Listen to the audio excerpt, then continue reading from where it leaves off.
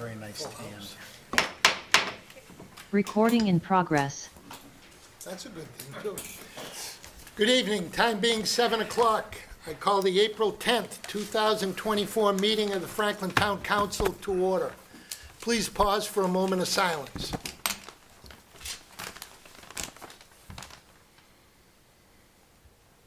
Please stand for the Pledge of Allegiance. I pledge allegiance to the flag of the United States of America and to the republic for which it stands, one nation, under God, indivisible, with liberty and justice for all.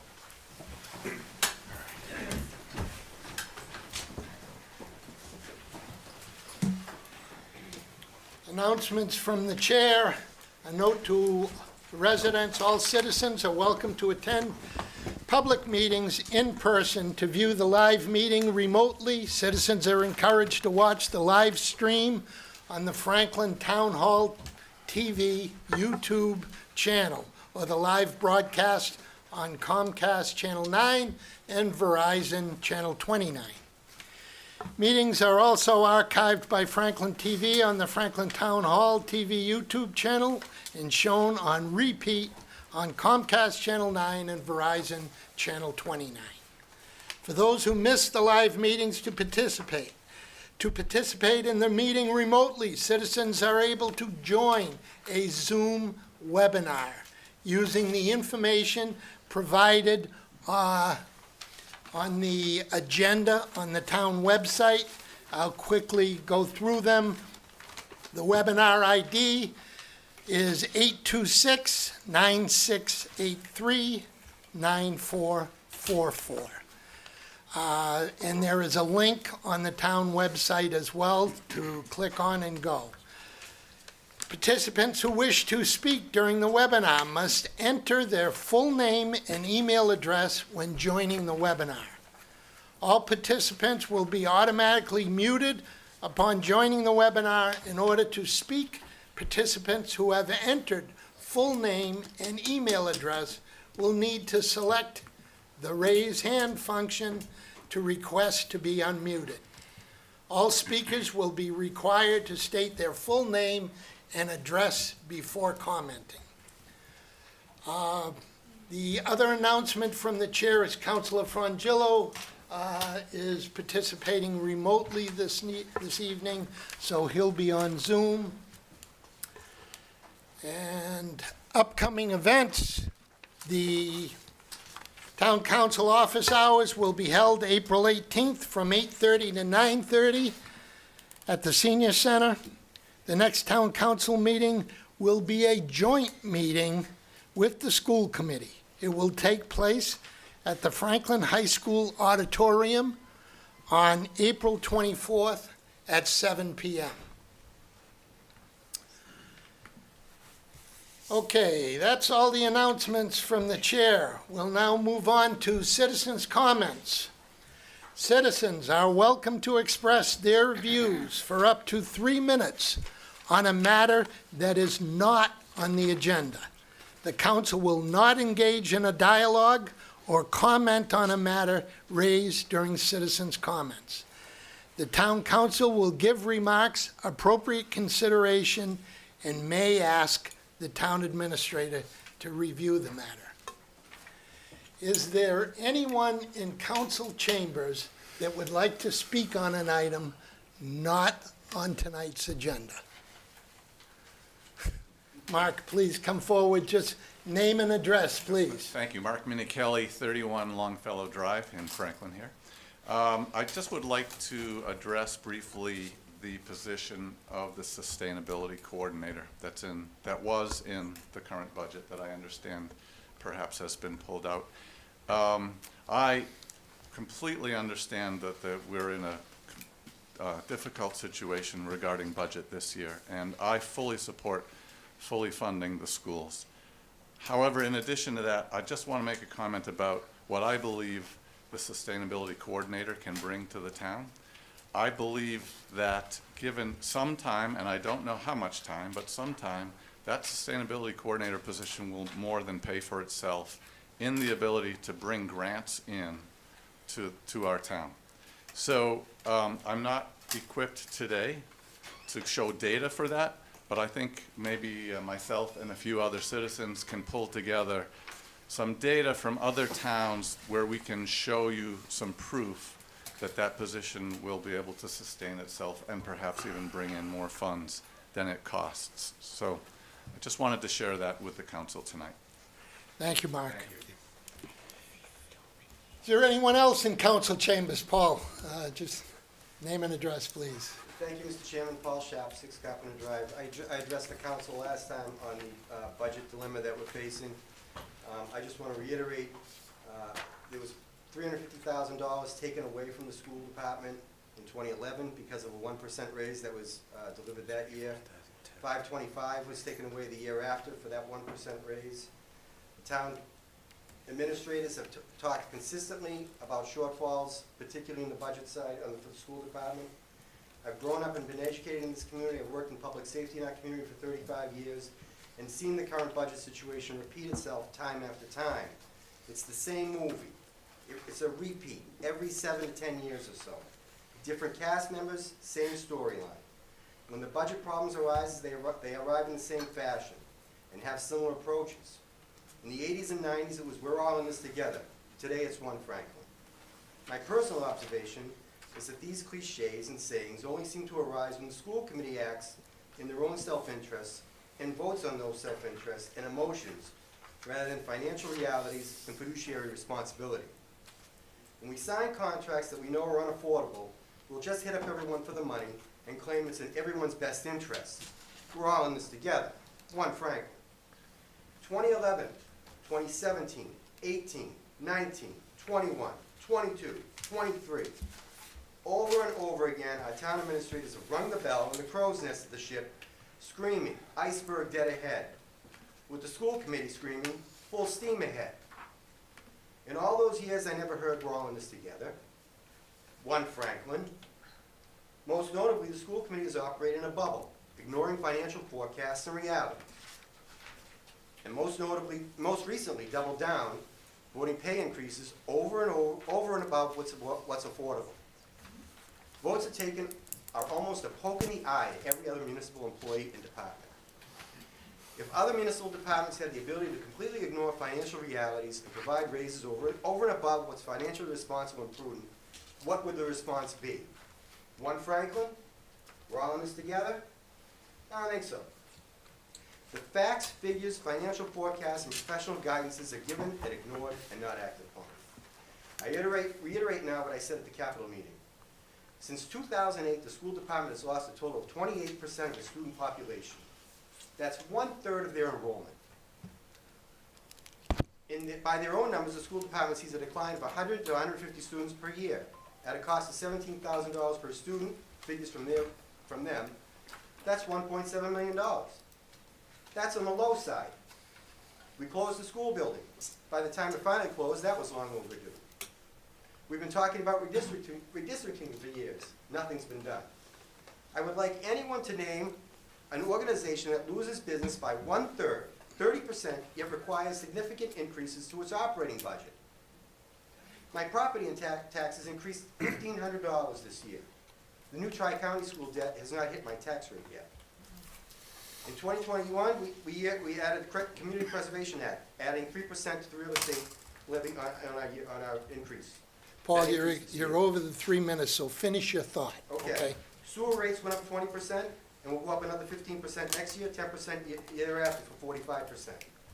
Water rates are expected to increase 8% this year, 8 next year, 8 the year after for 24%, for a combined increase of 69%. That's 2/3. I can't let you keep going, Paul. Okay, thank you very much, Mr. Chairman. Okay. I appreciate your time. Thank you, Paul. Thank you very much. Is there anyone else in council chambers that would like to speak on an item not on tonight's agenda? Please come forward, Maureen. Name and address, please. Maureen Sullivan. I am the owner and resident at 871 King Street, also 553 Washington Street. That corner, there's issues. Don't keep ignoring it. There are issues there now that are deadly. I personally know how a life can be decapitated, literally. Now, you're allowing this to take down a building, to put in 400 more trucks than are there today. Get real. Get real, get real, get serious. I came in here the night before the election, the Wednesday before the election, and said, please don't let this planning board do this.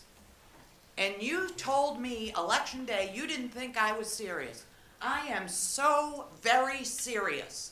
These trucks are backing in to my driveway that the town allowed to be a steep. They've chipped into it. Where are they gonna back into? They can't back up that ridiculous driveway. It's just the cars coming up King Street. If there's no trucks coming out, they go around that little island. You're gonna take that out though, and that's gonna be safer somehow. Godspeed, Franklin. Godspeed. Take care of this situation. It's ridiculous.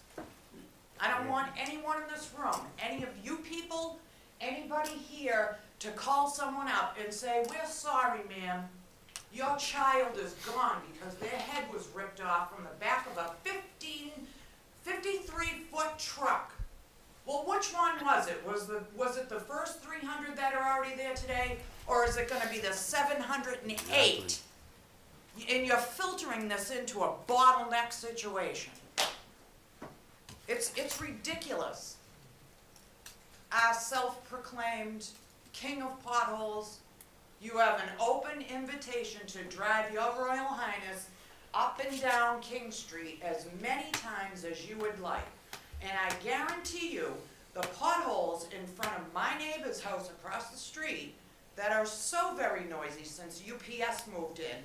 Now UPS is coming out of Grove Street and you went tax money, tax money. There is a law that is your law that you are allowing them to break by coming out Grove Street. They're not supposed to come out Grove Street onto Washington. They're supposed to go 140. Please, at least follow your own rules. I'm serious. Everybody else gets serious.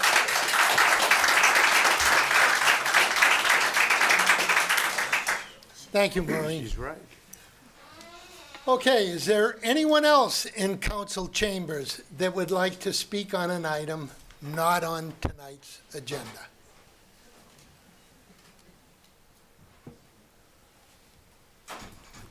Dave.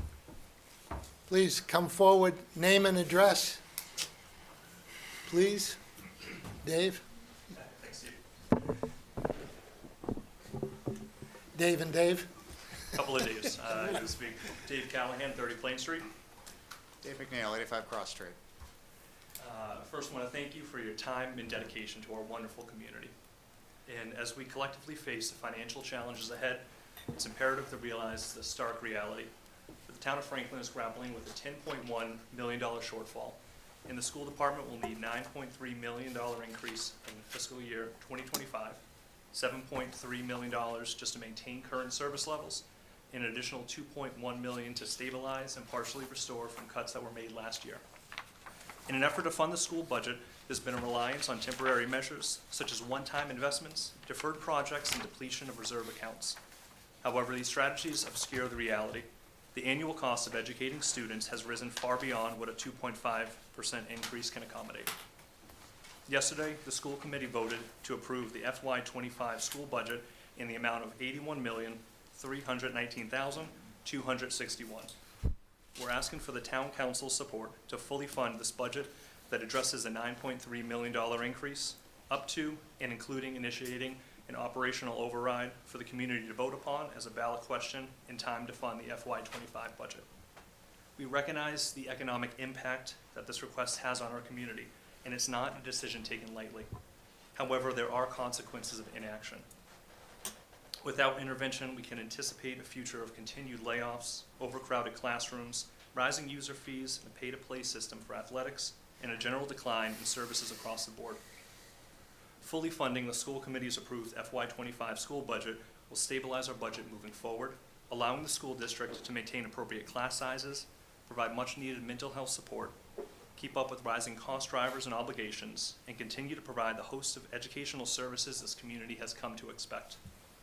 Moreover, the school committee can transition from a reactive budgeting approach to one that enables them to proactively implement meaningful change that will result in a sustainable budget, fostering agility and efficiency in delivering education in the years to come. Thank you once again for your dedicated service to all the residents of Franklin and the betterment of our community. We look forward to our open dialogue and collaboration with you towards a common goal of making Franklin the most vibrant community that it can be. Thank you all very much. Thank you, Dave. And Dave. Okay, is there anyone else in council chambers that would like to speak on an item not on tonight's agenda? Okay, is there anyone out there in Zoom land that would like to speak on an item not on tonight's agenda? See anybody, Tommy? You see anybody, Amy?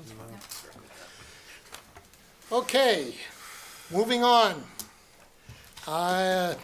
Approval of the minutes. I'd entertain a motion to approve the minutes from March 13th, 2024. So moved. Second. Motion and a second. Additions, deletions. Seeing none, the vote will come on the motion. It's a roll call vote. Clerk will read the roll. He's on Zoom. Yeah. Sheridan? Yes. Cormier Ledger? Yes. Frangillo? Yes. Chandler? Yes. Hamblin? Yes. Pellegri? Yes. Jones, yes. Vice Chair? Yes. Chair? Yes. 9-0, sir. Motion carries. Okay, moving on, proclamations, recognitions, we have none this evening. We do have one appointment, the Design Review Commission, Priya Nardigan. Clerk will read the appointment. Is she here? Yep. We'll let him read the appointment first. Did you get the name right first? Yes. Okay. Yeah. I practiced. It's good, because you gave me some insights. Appointments for Design Review Commission, Priya Natajan of 8 Mary Ann Drive, Franklin, Massachusetts, 02038. The Design Review Commission has recommended the appointment of Priya Natajan to serve as an associate member of the Design Review Commission with the term to expire on June 30th, 2024. This is a motion to appoint by the Town Administrator Priya Natajan to serve as an associate member of the Design Review Commission. Second. We have a motion and a second. Discussion, Jamie. I just want to thank Priya for stepping up to the plate. She's going to become an expert very quickly on signs in Franklin. So we're very Everything thankful you for her ever stepping up wanted to the know plate. about signs, you will learn. She's going to be the leader of signs pretty soon. So we're very thankful for her volunteering on behalf of the community. Thank you very much, Priya. Thank you, Jamie. Questions or comments from the council? Councilor Jones. Thank you, Mr. Chairman. First of all, thank you for stepping up and joining the Design Review Commission. I read your resume. Boy, you're really jumping right into local community efforts and helping out in town. You've already done such great things based off your resume. Thank you for taking on this role. Any other questions or comments from the council? Seeing none, the vote will come on the motion to approve Priya Nardigan for her appointment to the Design Review Commission. Clerk will call the roll. Cormier Ledger. Yes. Sheridan. Yes. Chandler. Yes. Frangillo. Yes. Pellegri. Yes. Hamblin. Yes. Jones, yes. Vice Chair. Yes. Chair. Yes, 9-0, sir. motion carries. Congratulations. Thank you.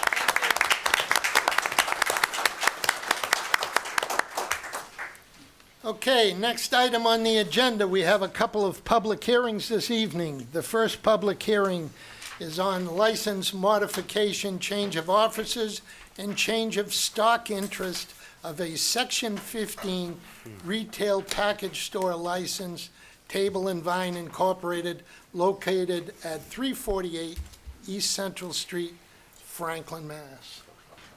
I would declare that public hearing open.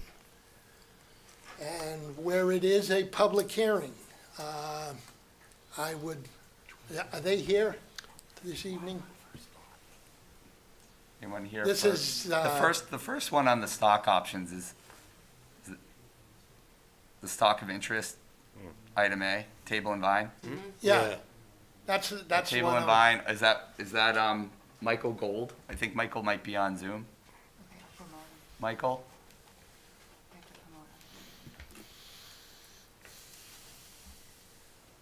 No. Michael, is that you for table and vine? Here I am. Thank you. I was raising my hand as best I could. Yeah, we're getting used to the new system. Thank you. Just couldn't quite see it, Michael. That's fine. Okay. Michael, do you have any opening statement or? Sure. I'm happy to give you a little summary of where we are. Please. Thank you. So good evening. I'm Michael Gold. I'm here on behalf of Table and Vine and Big Y Foods.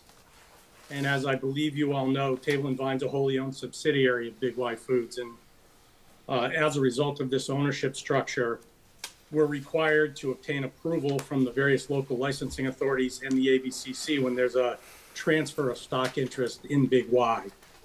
And just by way of background, in 2020, I came to you when the then only two shareholders of Big Y, Donald DeMore and Charlie DeMore, second generation family owners, established trusts for the benefit of their adult children who were working in the business, transferred shares into those trusts, and I received approval from the town and the ABCC for those transactions. So I'm here again because there was more estate planning by those same two individuals, sort of rearranged the deck chairs among all the same parties. Those same two individual shareholders made additional stock transfers for the benefit of the same children. And similar to 2020, the ABCC suggested we follow what they call an inverted filing process. And we went to the ABCC first, and I believe you received a letter from Ralph Sacramone of the ABCC approving the transactions, of course, subject to your approval as well.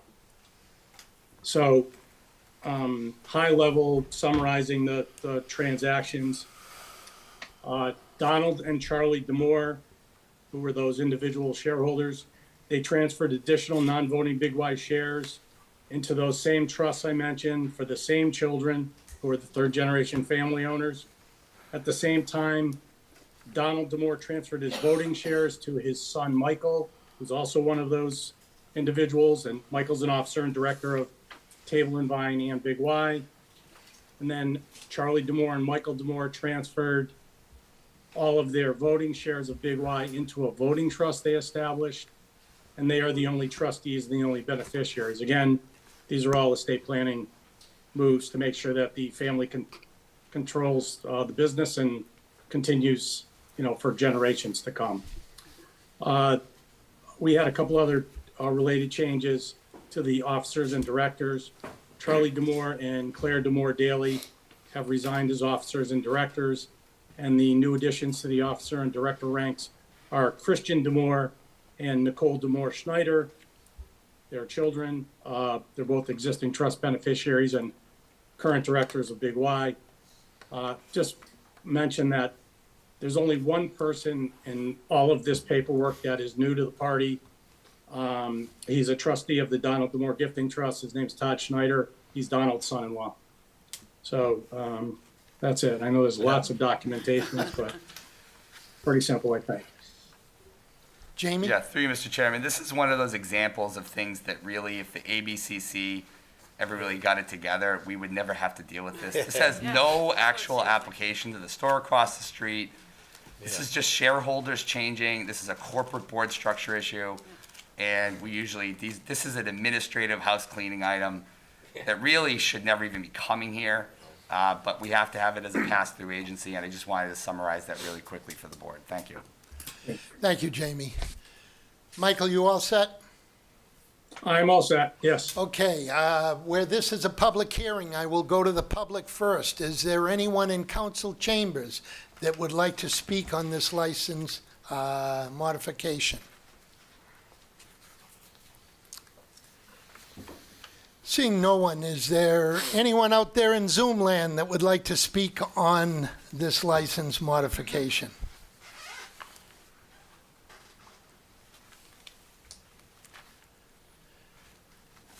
Don't see anybody, Amy. Okay, now I'll go to the councilors. Is there any councilor that would like to speak on this license modification? Okay, with that, I would declare the public hearing closed. And just to, so Michael doesn't have to stay on board here all night, I will go to legislation for action, license transaction number 7A, license modification. Clerk will read the modification. Thank you, Mr. Chairman. This is a license transaction for a change of officers, change of stock interest for Table and Vine Incorporated, located at 348 East Central Street, Franklin, Massachusetts, 02038. Table and Vine Incorporated is seeking approval for multiple modifications of their Section 15 wine and malt beverages retail package store license to include a change of officers and change of stock interest. All departments have signed off on this application, and this is a motion to approve the request by Table and Vine Incorporated for a change of officers and change of stock interests. Second. Motion and a second. Discussion on the motion. Jamie, anything to add? Nope, all set. Councilors, any questions or comments? Seeing none, the vote will come on the license modification. Clerk will call the roll. Sheridan. Yes. Cormier Ledger. Yes. Frangillo. Yes. Chandler. Yes. Hamblin. Yes. Hamblin. Pellegri. Yes. Jones, yes. Vice Chair. Yes. Chair. Yes, 9-0, sir. motion carries. Thank you, Michael. Thank you. Thank you. Appreciate your time.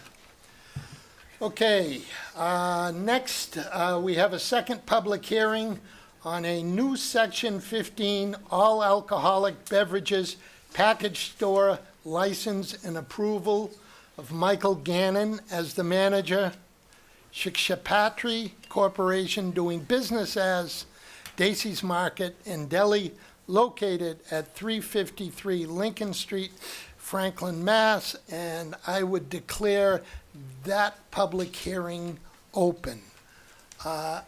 Representatives here, Jamie? Yeah, through you, Mr. Chairman, I just want to jump right ahead real quick. As folks on the council may remember, this was a home rule petition that was put through you guys through the legislature a couple years ago. I know there may be a little confusion over this being a quote-unquote new license. It isn't. It's just being transferred, which is allowed under the law. But we have a confirming email from the ABCC executive director that we have to title it as a new license because it's a home rule transfer. This is something we're not used to here because this was one of our first home rules because, as everybody knows, on the restaurant licenses, we have an unlimited quota. So we never have to do these. But we had to do that in the case of Dacey's to get the new license. I cannot possibly explain to you why they call it a new license. This is just the way the state ABCC makes this stuff up. But I just wanted to make sure that was very clear to everybody on the council that this is basically the same thing as what you would normally see as a transfer of a license. And I'm sure the attorney on behalf of the party will explain that in a little bit more detail. Thank you. Please, just name and address, please. Sure. Good evening, Attorney John Meridian, Democus Law Offices, Lynn, Massachusetts. With me is Ravi Patel and Michael Gannon. As explained by Mr. Helen, Ravi has formed Shikshapatri Corporation to purchase Dacey's Market from Mad Deli Incorporated. And as a quirk to the way this works for these new licenses governed by special legislation. So we're applying for a new license, but we're purchasing the business. There's going to be no change to the store footprint or anything like that. It's going to remain Dacey's Market, which is a convenience store deli serving all alcoholic beverages. Ravi here owns a few convenience stores with beer and wine licenses and liquor licenses, and Michael Gannon will be the manager of record. Michael is tip certified. They'll have 2 to 3 employees, and they'll use an ID scanner to check underage alcohol sales. We're seeking two motions, essentially, the approval of the new license and approval of the pledge of the license inventory to Rockland Trust Company. Like I said, you'll see no change in the store footprint. It will still remain Dacey's Market and operate as such. So if there are any questions the board has, I'll welcome those. Thank you. Okay, again, this is a public hearing, so I will go to the public first. Is there anyone in council chambers that would like to speak on this new all-alcoholic beverage package store license?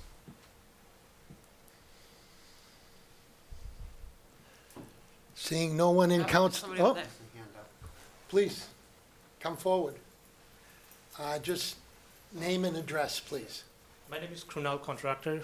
I and my family own the Lincoln Street Market, 455 Lincoln Street. So I and my father, we came in back in October when there was an initial hearing for this liquor license. And we stayed on here that this place was never like a good or approved for that good for the liquor store. Before the previous owner, he ran out of the business and I had to buy the license. Before that, multiple management changes just because of same reason that liquor store was not running good here. Now, this current owner came here in the town's council and argued that the market is changing now. Everybody's buying RTDs. Those are ready to drink cocktails like a High Noon. And he wants to stay in competition, so he need a liquor license. So when that approved. Could we silence the cell phones in council chambers, please? So he got approved for that license. It's not even a first year finish after his approval license, and this came back to sell the business.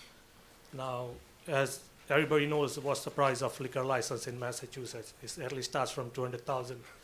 So clearly here, it's still, we are looking that the owner's intention was not to sell the ready-to-drink alcohol.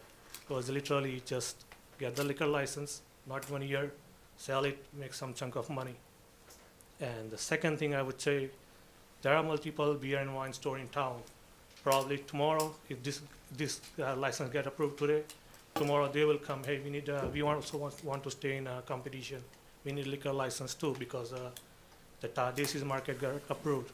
And probably they can, okay, let's do retire and sell the license. Or maybe the big stores, that many supermarkets, they own the beer and wine license. And they may say, okay, we also want to stay in competition.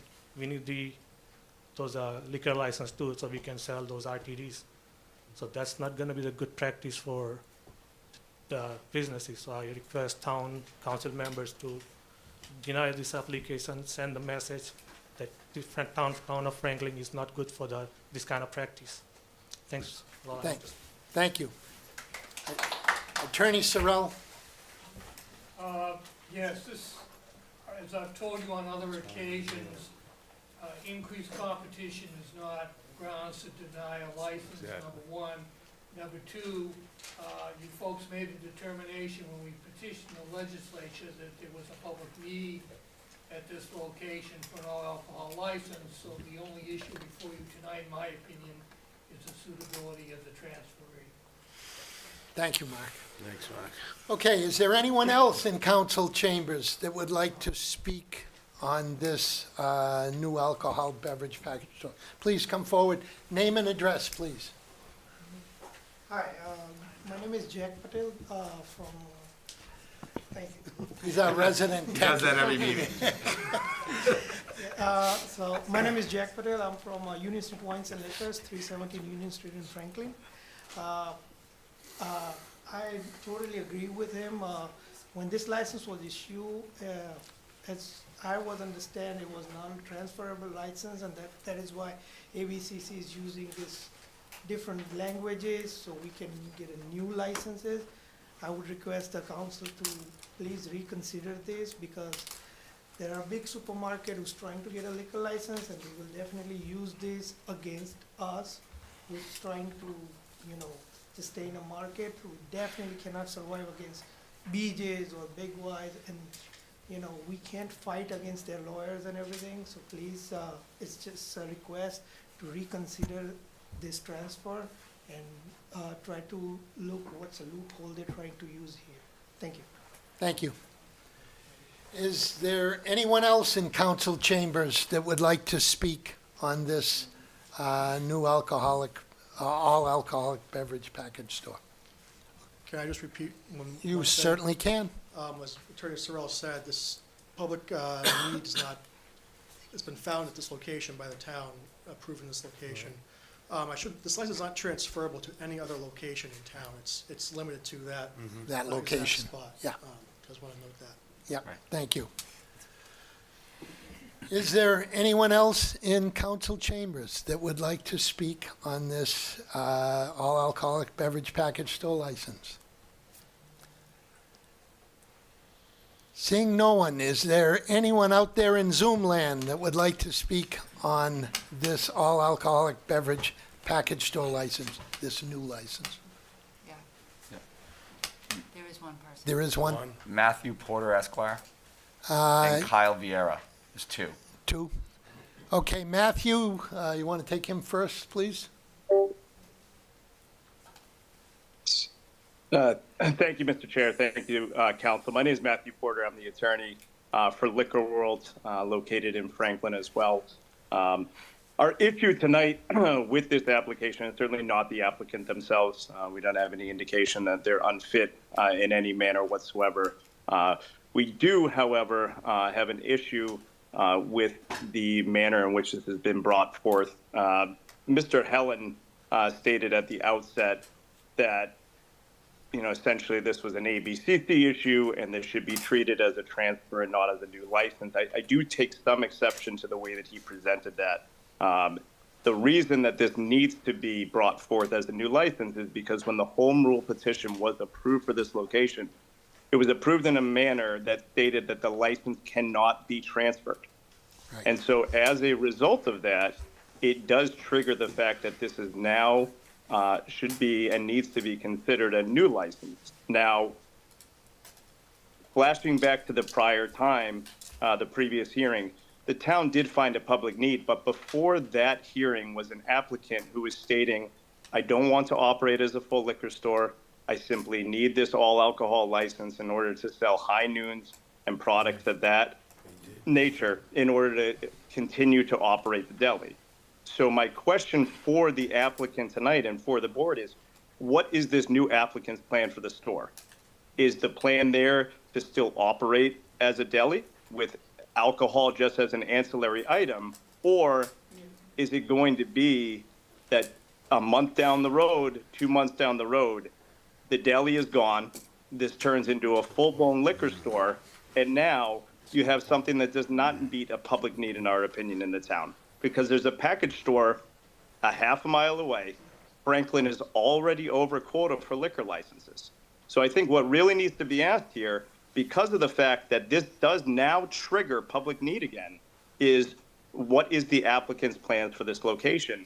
And how is the board going to keep it so that applicant operates in a manner that they're stating? Because the last applicant that became before this board and asked for an all alcohol license because they needed to survive, turned around 3 months later and sold this thing for $200,000. So I think the town really needs to take a closer examination of that. And with that, I was not at a prior hearing. My brother at my firm was, Kyle Vieira. So with that, I'm just going to open it up for Kyle to say just a couple more words from our firm. Yeah, Kyle Vieira, 480 Turnpike Street in Easton. I was at the hearing, and what Krunal stated earlier is 100% accurate. This license was represented as his clients, his deli clients, needed a high noon, or they wanted some sort of hard beverage that was not able to be sold under their beer and wine license. They wanted to be able to provide that. And that was the backdrop on which the board found there to be a public need. But to be quite frank, this business was listed to be sold with a broker as of the time of that hearing and as of the time that we were evaluating the public need. So how can you on one side say that, oh, this license is going to be purely for me to sell high noons and hard seltzer, while at the other hand looking to sell your business when that license can increase the cost of your business, in my experience, $200,000. Honestly, it does not seem to me to be above board. If the applicant had came before this council and said, I'm looking to sell this license right after I get it, public need would have not have been found, which is why the facade was put forth that this was a license that was purely to sell high noons. In my opinion, from what was put forth to the council in the first place, this is not above board, and I would urge that the council look a little closer into this, because we're 7 months later now he's selling the license and getting a substantial profit from it. So again, I would ask that the council deny this or at least table it and take a closer look at this transaction. Thank you. Is there anyone else out there in Zoom land that would like to speak on this all alcoholic package store license? Seeing none. Jamie? Dear Mr. Chairman, I just want to state for the record, item B in the legislation, the licensing authority shall not approve the transfer of the license granted pursuant to this section at any other location, which I believe Mr. Demakis spoke to a moment ago, but it may grant the license to a new applicant, which is the case tonight.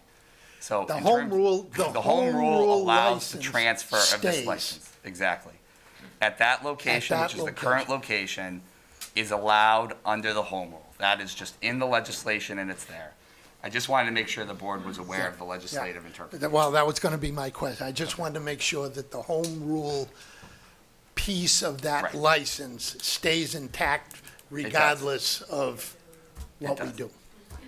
And as Mr. Helen indicated at the outset, attorney and I were both back and forth as to how to proceed. We were specifically instructed by the ABCC executive director with a confirming email to proceed in the manner in which it's been filed here, but with the understanding that the home rule petition or the home rule legislation governs this license. Right. Okay. Thank you, Mark. Thank you, Jamie. Okay, questions from the council? Councilor Cormier-Ledger. Thank you, Mr. Chairman. This is a question to the gentleman here with the tie representing. Has the transaction been completed, or is it still being negotiated? No, so two things. Going to Attorney Porter's question of what's the goal here. It's going to remain a deli market with liquor option. It's not going to be a full-blown liquor store with liquor wall-to-wall. It's going to be maintain a deli, convenience store items, and liquor. So we're not looking to change that use, so to speak. And no, the transaction has not occurred. This is all contingent upon approval tonight by the board, as well as a 6 to 8 week ABCC review of the application and approval. So I just want to make sure I understand. The purchase is contingent upon our approval of this license transaction tonight. Correct, and the ABCC. So the buyer does not want the property unless this license goes through. Correct. Thank you. Councilor Chandler. Through you, Mr. Chairman, I just want to reiterate this. I know everyone, it was explained excellent by Mr. Helen and Mr. Sorrell. But what I got was, because that word new license, it just, people couldn't get over that. So they were asking me, well, why can't we go for it? But the simple answer that you've already said is, it can only be at that location. They would have to buy the whole business. Yeah. So it's not up for grabs. Nope. Right. That's the question that I got. I just wanted to reiterate that. That was a hard question. Thank you, Councilor. And, I'm one sorry. last thing. No Sure, problem. go ahead. I know that we've never had anyone that owns two package store licenses in this town. Are you incorporated with DeVita's? Are you involved with them? His wife is purchasing DeVita's. Your wife, so they're all. Yeah, I never got told that. I don't think that's ever happened in this town, that one family owned two liquor licenses. No, not a legally relevant. It's not a legally relevant issue. No, it isn't. Okay, no, I just thought it'd been, Yeah. okay. It's worth pointing out. All right, Yeah. thank you, Mr. Chairman. Thank you, Councilor Chandler. Any other councilors? Councilor Hamblin. Thank you, Mr. Chairman. I was just wondering, you mentioned that the person that, I think it's Ravi Patel, like owns other convenience stores. I was wondering what they were. He owns Surrey Street Market in Cambridge, and he purchased Malden Liquors, fine wine liquors in Malden over December. So is the one in Cambridge like a It's deli? It's Is a it like? convenience store. No, it's a convenience store though with beer and wine. Okay, thank you. Thank you, Councilor Hamblin. Councilor Sheridan. I guess that was my question, if the other stores were delis, and I guess we have to vote for this, but I don't. I apologize because it was a raw deal. But You don't have to vote. You don't have to vote for it. Councilor Helen, excuse me. Through you, Mr. Chairman. just want to be clear. Raise your hand if you'd like to be recognized. Again, largely for these purposes, we're a pass-through on this, but I would confirm with the town attorney, I believe anybody else that's aggrieved could possibly appeal to the ABCC, but that's outside of our jurisdiction. Right. So, to Councilor Sheridan's question about feeling like have to do this, if those other folks on the call that are opposed to this, they also have an ability to appeal to the ABCC on any decision. Thank you, Jamie. Attorney Sorrell. And it would be my opinion that you can impose, or you certainly can impose reasonable conditions on a license transfer. And in my opinion, you could impose a condition that it continue to be used as a mixed use with a convenience store and deli as part of the alcohol. I would agree with that. Yep. Thank you, Attorney Sorrell. Kobe has his hand up. Kobe has his hand up. Yeah, and so does Glenn. Glenn had his up first. He's gonna make a motion. Counselor Jones. No, I was gonna make a motion, yeah, but what I'm gonna do is throw it out to the potential owner who's looking, has interest in all of this. And again, I think what everyone's kind of looking for here is some certainty that the use remains as a deli with That's, just basically the way Daisy's is now, with some kind We gotta of put it in. reassurance. No, we can, I know, but was that your intention, or was some nefarious Said it 3 times. thing to turn it into? Okay. One at a time. Raise your hand if you want to be recognized. Counselor Jones, you have the floor. Thank you, my apologies. Is the intention to use it for its original use, is I guess my question. Yes. Attorney Sorrell. So my issue, would you agree to that condition? Yes. Thank you, Attorney Sorrell. Okay. Counselor DeLorco, you had your hand? Oh, I thought you had your well, hand. no, I mean, I'm in favor of the mixed use, that's all. Yeah. Kobe, Counselor Frangillo. Yeah, I think we got to it. I put my hand up before Yeah. Attorney Sorrell spoke. I was just wondering what our options are. I guess it still somewhat stands, although it sounds like we're arriving on a somewhat reasonable option. Yeah. What are like eligible grounds for rejection at this point? Am I Attorney missing Sorrell. something? What, the general standard is public need. So, as I said, you made that determination when you petitioned for an extra license here. The second one is the suitability of the proposed applicant to operate. And Yeah. that is open for reasonable minds, but you haven't heard anything negative about this applicant from an operational standpoint. So, and again, they've agreed to the condition that seems to be concerning people. Thank you, Attorney Sorrell. Counselor Frangillo, anything else? Nope. Appreciate it. Okay, thank you. Did I see somebody's hand in the audience? Please, come forward. Name and address. Steve, help. He was on.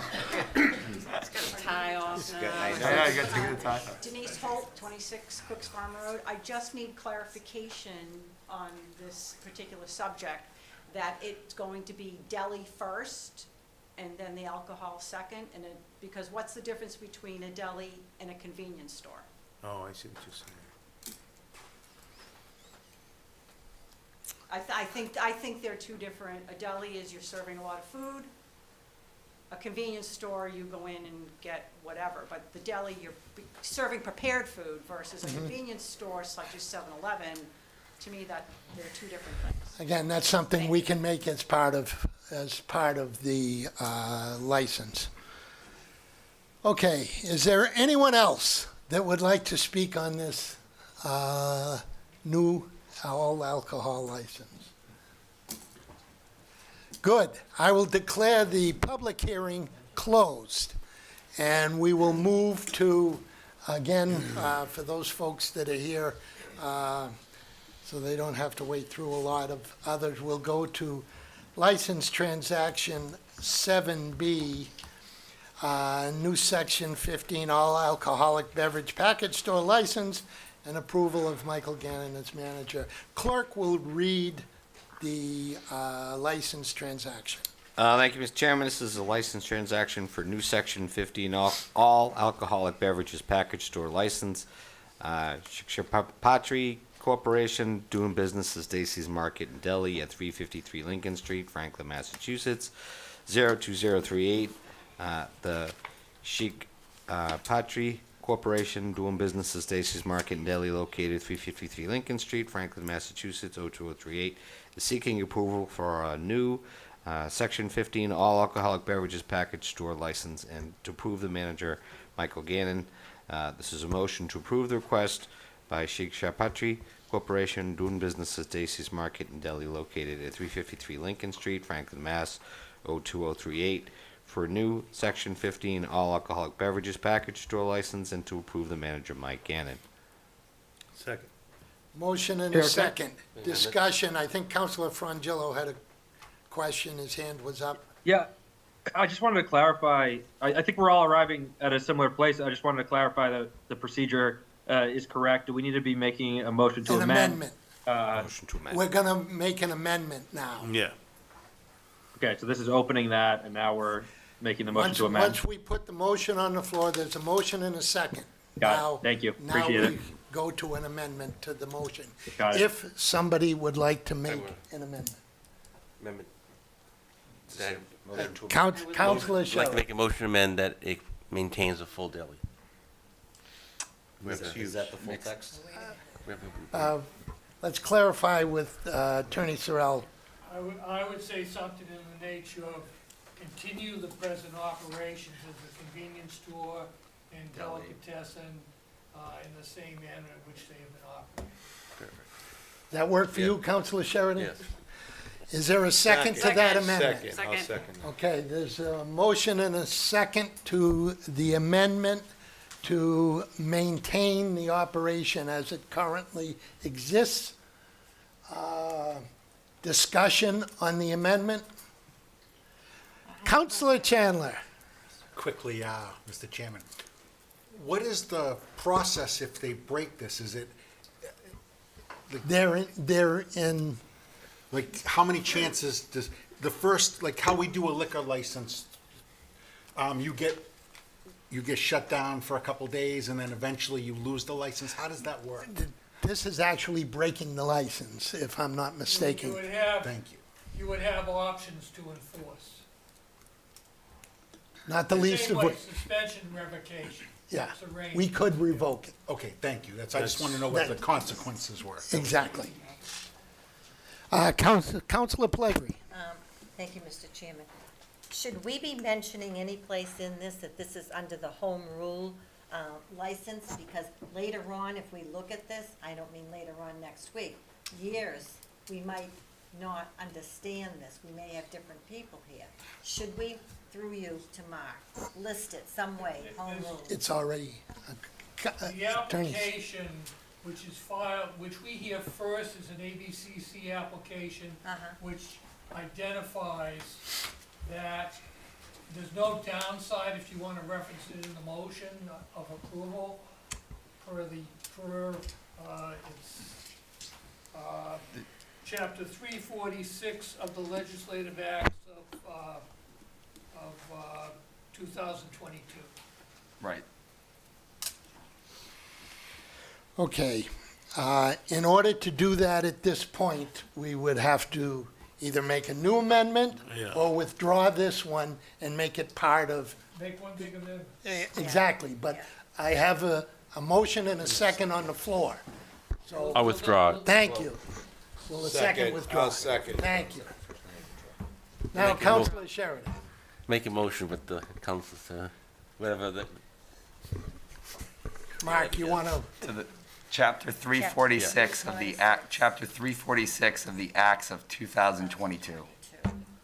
And add it to the old. And yeah. that the license is conditioned upon continuation of the current operation of a convenience store and delicatessen. Second. Motion and a second. Discussion on the amendment. Is there any further? Seeing none, the clerk will call the roll on the amendment to the motion. Tom, I had my hand up. Oh, I'm sorry. That's okay. Counselor Cormier Ledger. And I mean no disrespect to these gentlemen who are looking to buy this piece of property, but I just feel like it hasn't been said. I feel a little duped. I feel a little bit like this isn't an ethical thing brought before us. We had a gentleman come before us that made this argument a few months ago. We listened to his argument. We gave him that. He went and sold it. The whole thing stinks. And every one of those guys standing up back there and the attorneys that zoomed in and spoke, they're right. We look stupid by saying, okay, just go ahead and sell it and make a huge profit because the town went ahead and gave you this special license. We believed you that you wanted to sell these little ready-made drinks. I don't like it one bit, and I don't like the attempt to make us look like fools. So I will not be supporting this initiative. Thank you, Counselor Cormier Ledger. Any other counselors? Seeing none, the clerk will call the roll on the amendment. Yes, the amendment. Sheridan? Yes. Cormier Ledger? No. Chandler? Yes. Frangillo? Yes. Pellegri? Yes. Hamblin? Yes. Jones? Yes. Vice Chair? Yes. Chair? Yes. That's 8-1. Thank you. The amendment carries. Now we need to do the actual. Yes, sir. This is the roll call for the original motion on the license transaction. As amended. As amended. As amended. You let me finish. As amended. Cormier Ledger. No. Sheridan. Yes. Chandler. Yes. Frangillo. Yes. Pellegri. Yes. Hamblin. Yes. Jones, yes. Vice Chair. Yes. Chair. Yes. 8-1. Motion carries. Thank you, folks. Okay, moving on. Next item on the agenda, presentations and discussions. Seeing only part of the room leave, I'm guessing that a lot of people are here for this part. Okay.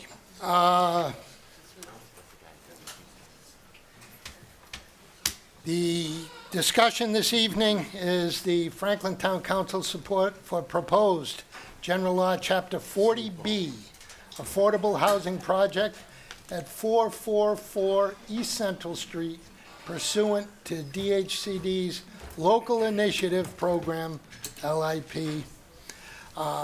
Again, a lot of acronyms here. Jamie, you want to do a lead-in? Yeah, thank you, Mr. Chairman. So before the council tonight is a application for what's called a friendly 40B under what's called the Local Initiative Program. It's an LIP program through the state of Massachusetts to try to encourage creation of affordable housing. Why do we do friendly 40Bs? Because the town of Franklin is already over its 10% 40B percentage. So what we would call hostile 40Bs can't actually legally take place in Franklin. That gives the town of Franklin an additional leverage to work with a proponent, and that's the case tonight with 444 East Central Street. I just want to note for the board before AJ and Ted Cannon and their team go through a PowerPoint presentation that there is legislation for action on this evening. And a quick note that our conservation agent, Brika Lai, our director of planning, Brian, he was up here earlier, but now he's way in the back. And I know our building commissioner is somewhere in the Gus, how could I miss you right in the front row? So if any of the counselors have questions for any of the town departments, the department heads are here tonight. I do want to note in the packet, the friendly 40B process that's been outlined by the town is in there for people to read. They've already had hearings, non-binding hearings with the planning board who have unanimously endorsed this project.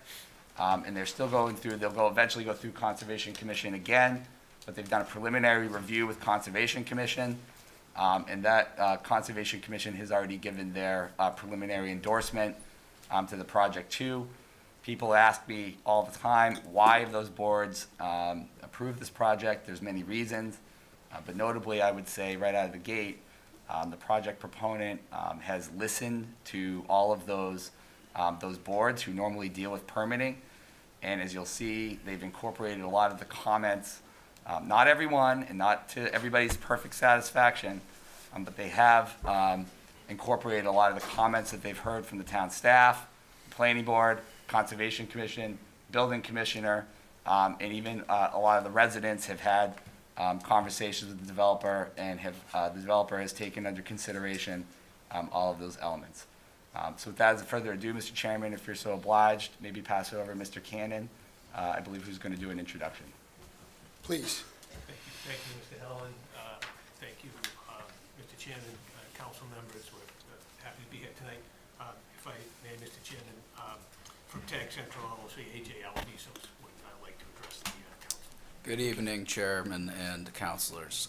My name is AJ Alvisos. I'm manager of the applicant Tag Central LLC. We are pleased to be here tonight to present this exciting redevelopment opportunity to you all. Over the past 6 months, we have collaborated and coordinated with various town departments, as Jamie mentioned, through public meetings as well as multiple correspondence back and forth, and have made significant changes to the project plans to incorporate their feedback to date. By the end of the process, we were happy to receive unanimous support from both the Conservation Commission and the Planning Board on the project. This collaborative process, we believe, has culminated into a redevelopment project that is truly a win-win for the town and applicant. It's a transformative, first-class project featuring many benefits to the town that is a true representation of the friendly 40B process and what it was intended for, and one that we will hope will enhance the neighborhood from a placemaking, aesthetic, and economic standpoint. By way of introduction, I just wanted to give some brief background on some of the leading members of our project team. All of these members have past experience working on similar multifamily projects here in Massachusetts and beyond.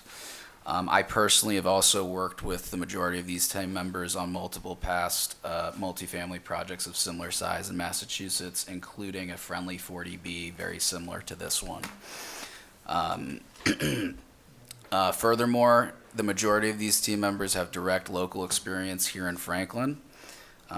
And I'm honored to work with all of these guys on this project, and I have the utmost confidence in them to deliver an excellent project as they have time and time again in the past. So first we have our architect, who's an award-winning architect, Cube 3. We have Brian O'Connor here tonight, who's the founder of the firm, to my left. We also have our wetlands consultant, Goddard Consulting, who's being represented here tonight by Chris Frateroli, also to my left of Brian. Next, we have Allen and Major Associates, our civil and landscape architect, who's being represented on Zoom by Carlton Quinn, head of civil engineering for Allen and Major. We also have Vanessa and Associates, who's our traffic engineer, being represented also on Zoom by Jeffrey Dirk, managing partner. And to my right, I have Ted Cannon with me, who's our local counsel that I'm sure many of you already know. Lastly, the applicant is Tag Central LLC. It's affiliated with the Alvisos Group. The Alvisos Group is a family office, real estate development, investment, and management office that's been active in Massachusetts since the 1960s. My grandfather actually originally started the firm, and one of his first projects was Horace Mann Plaza right down the street, which we continue to own to this day. So we have been active in Franklin for a long time. We are long-term stakeholders here, and we truly care about the future of this community. To give a little bit of background on the project, this is a friendly 40B, which is done under the local initiative program. That means that the town co-signs our project eligibility application to the Department of Housing and Community Development, so it's done in collaboration with you all. It's going to be a Class A residential community using high-quality finishes and materials and a first-class amenity package. The total number of units is 264. The percent affordable is 25%, which equates to 66 total affordable units. The total units to count on the SHI is 264. Given this is a rental development, under Chapter 40B, all of the total units in the development count towards the town's subsidized housing inventory, which is unlike a for sale 40B, whereas only the affordable units would count in that case. The unit mix, 1 bedrooms is 46% of the total mix, 2 bedrooms is 44, and the 3 beds are 10. And the parking is 357 spaces, most of which is housed in uncovered surface parking spaces, which equates to a 1.35 per unit parking ratio. In the 357 spaces, we are also including 30 freestanding garages. And now I will turn it over to our local counsel, Ted Cannon. May, Mr. Chairman. Sure, Thank you. please. So just to familiarize everyone here with the site, it's presently the Stobart Nursery site on East Central, just to the east of the Big Y, which is ideally situated for residential housing. It's walkable to a number of the amenities that you can see on the screen now, the Dunkin' Donuts, the Starbucks, McDonald's, Shaw's.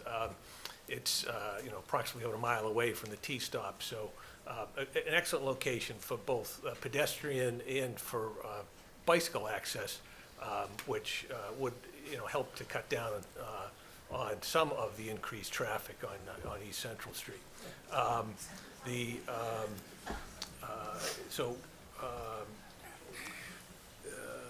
The site also has the benefit of contiguous sidewalks, and the applicant would, Tag Central is actually proposing to add additional sidewalks to link the site to the end of the existing sidewalk on East Central Street, to link that up to increase the walkability of the site. So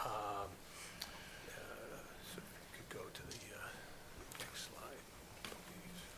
Great. So here's an aerial of the site. It's approximately 15 acres with a mix of greenhouses, warehouses, and sheds that's been used in the farm and landscaping business over the years. The balance of the property presently used by the landscape construction business and houses equipment, machinery, vehicles that have been utilized and stored over the years. There's a stream that virtually bisects the site to have almost equal portions to the east and to the west. The north, as you look at that slide, is to the top, and the south is to the bottom. Unfortunately, much of the site right up to the stream has been disturbed over the years. Part of the appeal of this project is the ability to really enhance the wetland resource there. Right now, the site is almost entirely non-naturally vegetated, so there's a lot of invasive species. Tag Central is proposing to remove all of the invasive species and to replant native species instead. It is also an unusually deep site, well set back off of East Central Street. And you'll see as we progress that the benefit to that is to locate some of the buildings away from East Central, which to the eye makes them appear much smaller from East Central Street as opposed to some other buildings that are closer to East Central. And there's a series of slides to just sort of give you a sense of the existing conditions that are out there now with the long-standing farm and landscape construction business that's gone on. That over the years it's been used for storage. You get a sense of the invasive species that are there. And again, a lot of this is right up against the wetland resource. Storage of vehicles and fill and debris from construction sites. And all of that is proposed to be enhanced and cleaned up to protect that wetland resource and to beautify that area.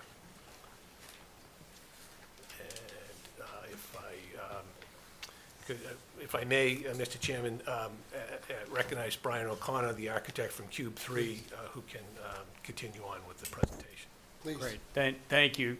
Good evening, Mr. Chair, councilors.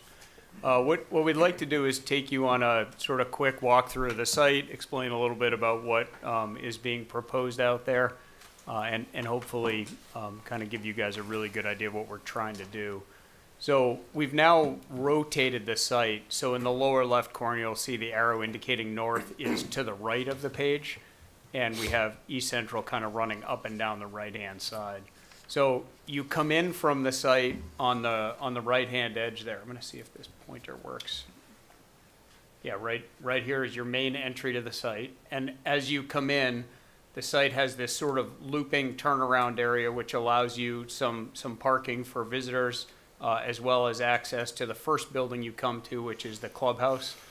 This clubhouse serves as the primary amenity space for the project, as well as a front door for the development. This is effectively a single, potentially up to a 2-story low structure, set back quite a ways from the street. Just for reference, the project sort of diagonally across the street here is about 50 feet back from the street. So I think we're somewhere in the neighborhood of almost 150 to 200 feet back here. There is an outdoor pool deck and amenity area behind the building outdoor, located for the residents. As you come a little further into the site, you start to sort of get to the stream that was mentioned. The stream really bisects the site into an eastern and a western side. If we start first on the west, we have 2 4-story buildings that are located up here. The garages that were mentioned are sort of centrally located, and a very clean, sort of clear path of circulation for cars, and surface parking winding around the buildings. The goal of these buildings is to not only create an overall community that's focused on the clubhouse, but also within the east and the west to locate entries and access points to these buildings that have a reference to each other across the street, as well as thinking about developing some internal green space that can be a little more welcoming to the residents, as well as the sort of edges of the site. We've also begun to think about creating a walkable path that runs around the edges of the wetland, connecting both the east and west sides. On the east side, down on the bottom, there's actually 3 structures down here, 1 that's 4 stories and 2 that are 3 stories. Again, fairly clean circulation path running around the edge, and a few garages down here. The idea behind the sort of organization of this site is to make sure that the buildings are not all lined up. They're not all perfectly orthogonal to one another, to create a little bit of rhythm and a little bit of texture, and make sure that view corridors are nice as you come into the site. Very quickly, the building elevations. These are fairly traditional buildings, and what we're trying to do is spend time thinking about how to manage the mass and scale of these buildings in a way that's really appropriate. And so when you look at, when you look at the end, sorry guys, I got a little ahead of myself. When you look at the end elevations of these buildings, what we're doing, instead of throwing a very wide gable on these buildings, as you would see in a lot of multifamily, we're bringing a gable forward and turning the rest of it. So the ends of these buildings start to read a little bit more like larger homes. And the idea here is not to make them larger homes, but to really improve the legibility of the buildings. We've looked at arranging a series of gables down the 3-story building and along the 4-story building, sort of breaking up the scale and mass of the building, thinking about color, texture, roof form in a way that really helps to improve the sort of experience of the building as you're in the site, and to prevent you from ever reading very long, unexposed elevations to the buildings. Go ahead. Yeah, thanks. AJ just pointed out the coloration on the screen is actually a little tinted. These buildings are very, very light, pale blue-gray. They're certainly not lavender as they appear to be on the screen here, so that's a good comment. One of the things that we did want to talk about, the project that's being proposed here obviously looks nothing like these, but as AJ mentioned, we've spent quite a bit of time as a team working together and really thinking about the quality of the materials and the execution of these buildings. And I think the intent here is really to produce a Class A product. One of the things we have spent quite a bit of time thinking about on the site is the shielding of these buildings, or the exposure of the buildings from the street. And so just a couple of really quick high-level notes just to orient everyone to distance and scale here a little bit. We really, sorry, apologize guys. We did work quite hard at thinking about how to pay attention to the mature vegetation that's on the site and make sure we're bringing it around behind the neighborhood here on the east side to provide some existing shielding. The buildings on the east side are approximately 430 feet setback from East Central behind a series of homes. These buildings in that location are of a similar height to the buildings along East Central on the other side that are set back 50 feet. And on the western side, the setback beyond the big Y up here for some of those other buildings is also closer to 50 feet. We're in excess of 400 feet for both of our larger buildings. On the west side, where we have 4-story buildings, these buildings are actually not near any homes, so they happen to be a little bit closer to the property line, but they're also set back over 415 feet behind a series of commercial buildings. When we look at the existing vegetation and buffer photos that are out there, we sort of have spent time in both, spring, winter, summer, fall, really looking at what's going on out there and making sure that the vegetated buffer that exists in the winter and in the warmer seasons is really maintained to try to manage as much of that as possible. So it was mentioned earlier that we've had a fairly substantial series of meetings with different departments, including Planning and Community Development, Conservation Commission, Fire. And we've worked hard to really listen and try to incorporate as many comments. I won't go through everything that we did because the list is significant and we're excited to continue working with the town. But at a high level, over on the east side of the project, adjacent to that neighborhood, we've really spent the most time making changes. And so one of the things that we did right away is we reduced the building height of the building closest to the neighborhood there by 25%. So we took one floor off the entire building.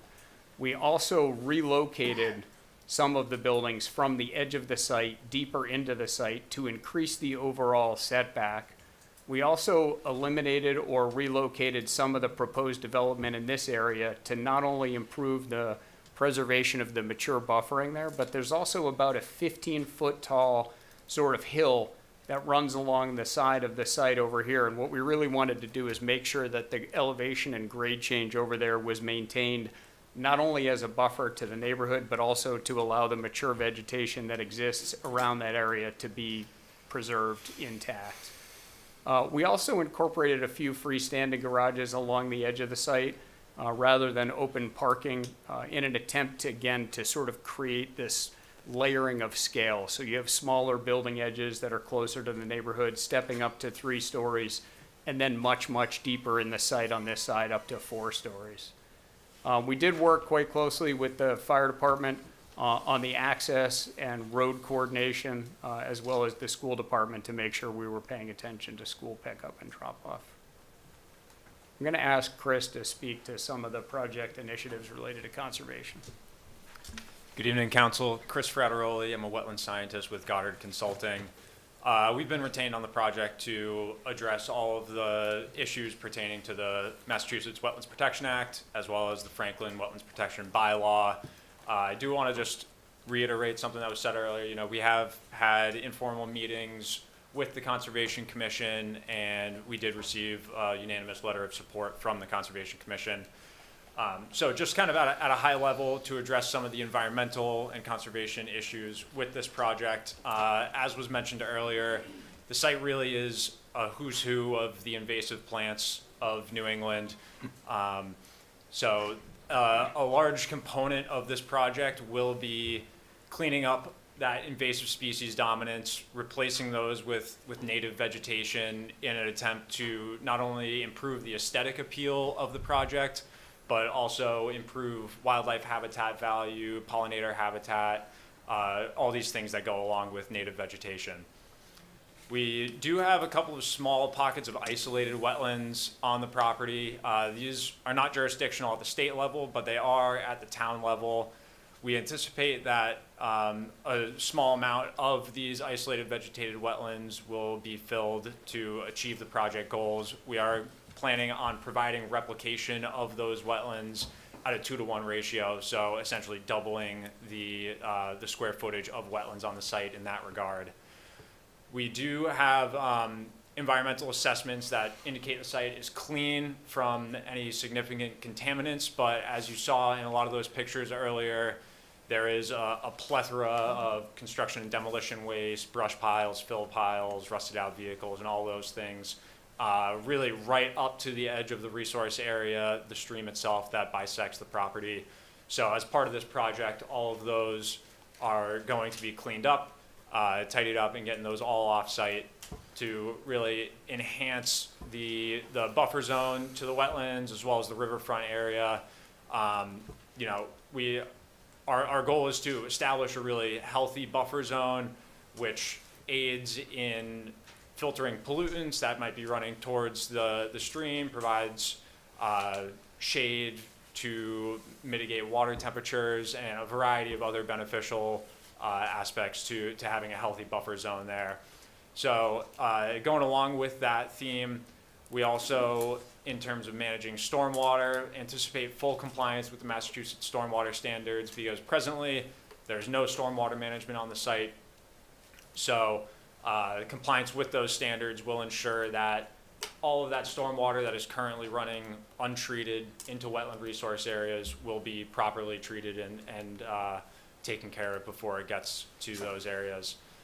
Also, we are contemplating adding in some walking paths along the river to really tie it all together, bring people into the native beauty of the site that we think we can help establish here. Lastly, we've also discussed the potential for conveying some portion of the site in some way to the town as conservation land, because off to the south there is existing conservation land. So that's something that we're in discussion about, and I think that really wraps up the conservation piece here. If I may, Mr. Chairman, Sure. to continue on and sort of summarize some of the public benefits of the proposal.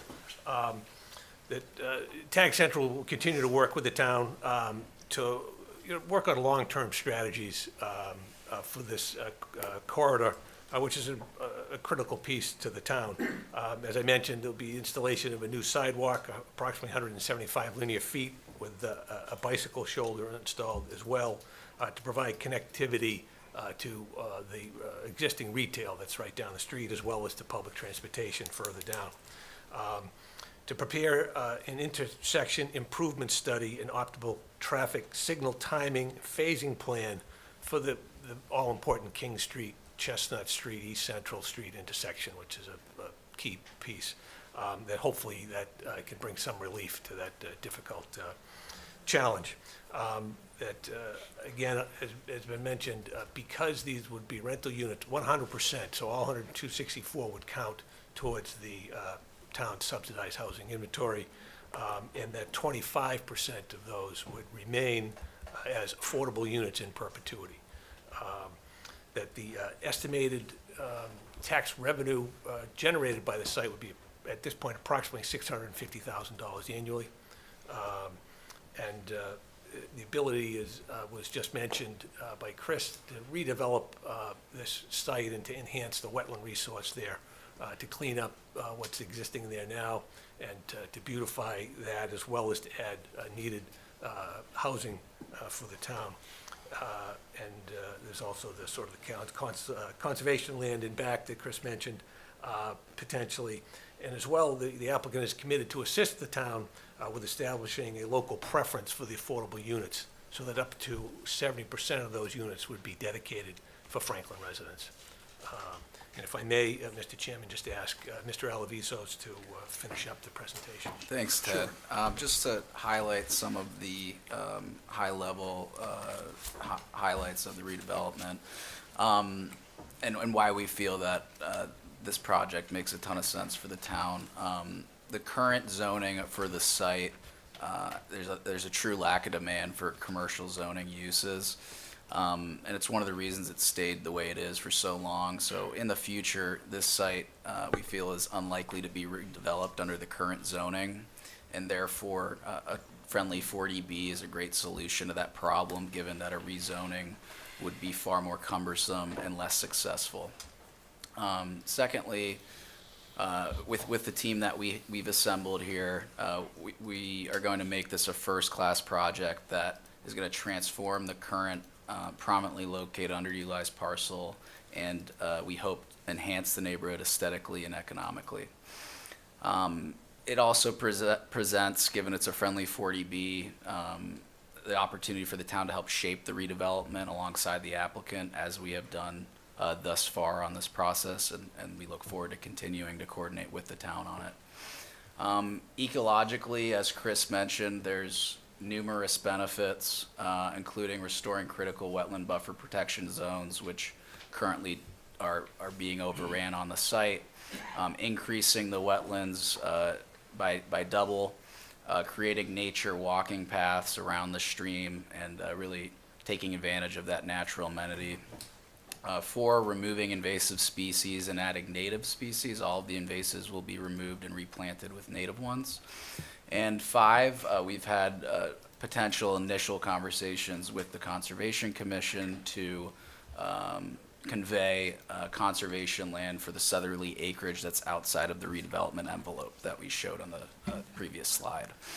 And lastly, there's a few public benefits that that we're going to do as a part of this redevelopment. And the first is we're going to provide public infrastructure improvements and studies of existing cumbersome intersections from a traffic standpoint in making East Central Street more pedestrian friendly.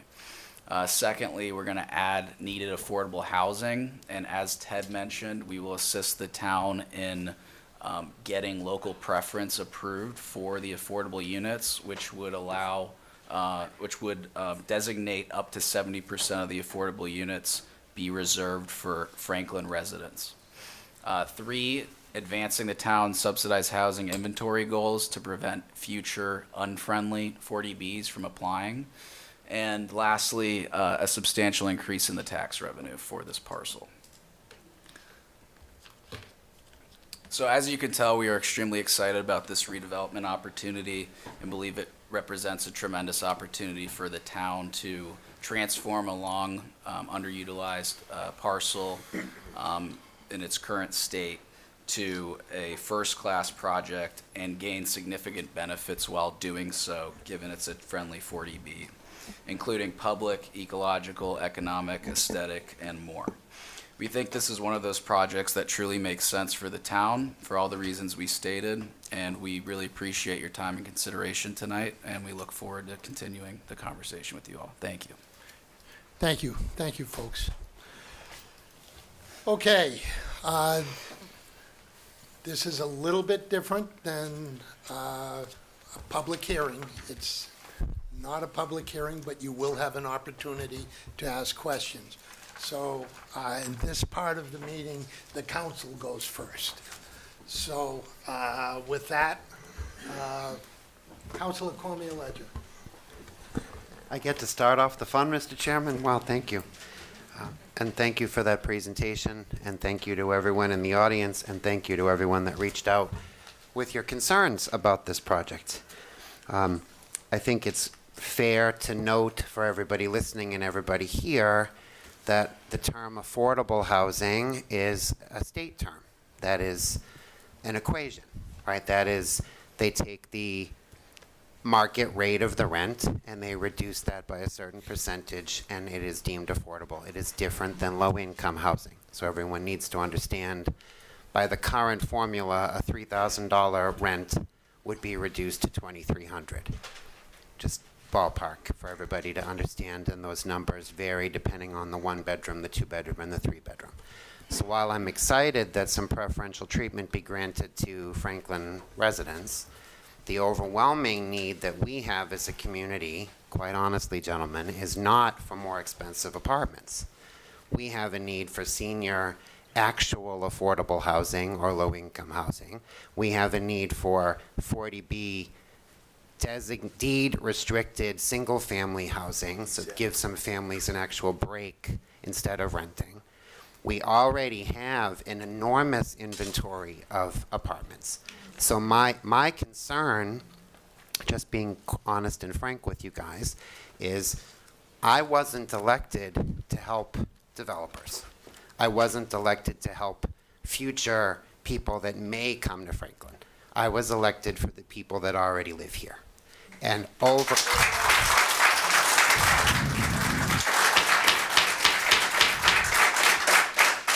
and we've heard loud and clear, not just on this project, but on every project that seems to get muscled through, that people don't want this. There's traffic concerns, there's environmental concerns. If you guys came to us and said, look, we want to put 10 small single-family homes that are 40B restricted to help, I think people would be elated, because that's what people want as a stepping stone to get out of renting. I happen to know the nice brother and sister that own the Shaw's Plaza. I've met them, your family.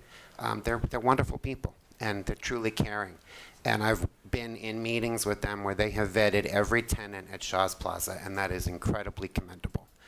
But it's difficult for me to lend my support to, I know it's a commercially zoned area. I know there's clearly some things there that are an eyesore, and maybe we need to look at that.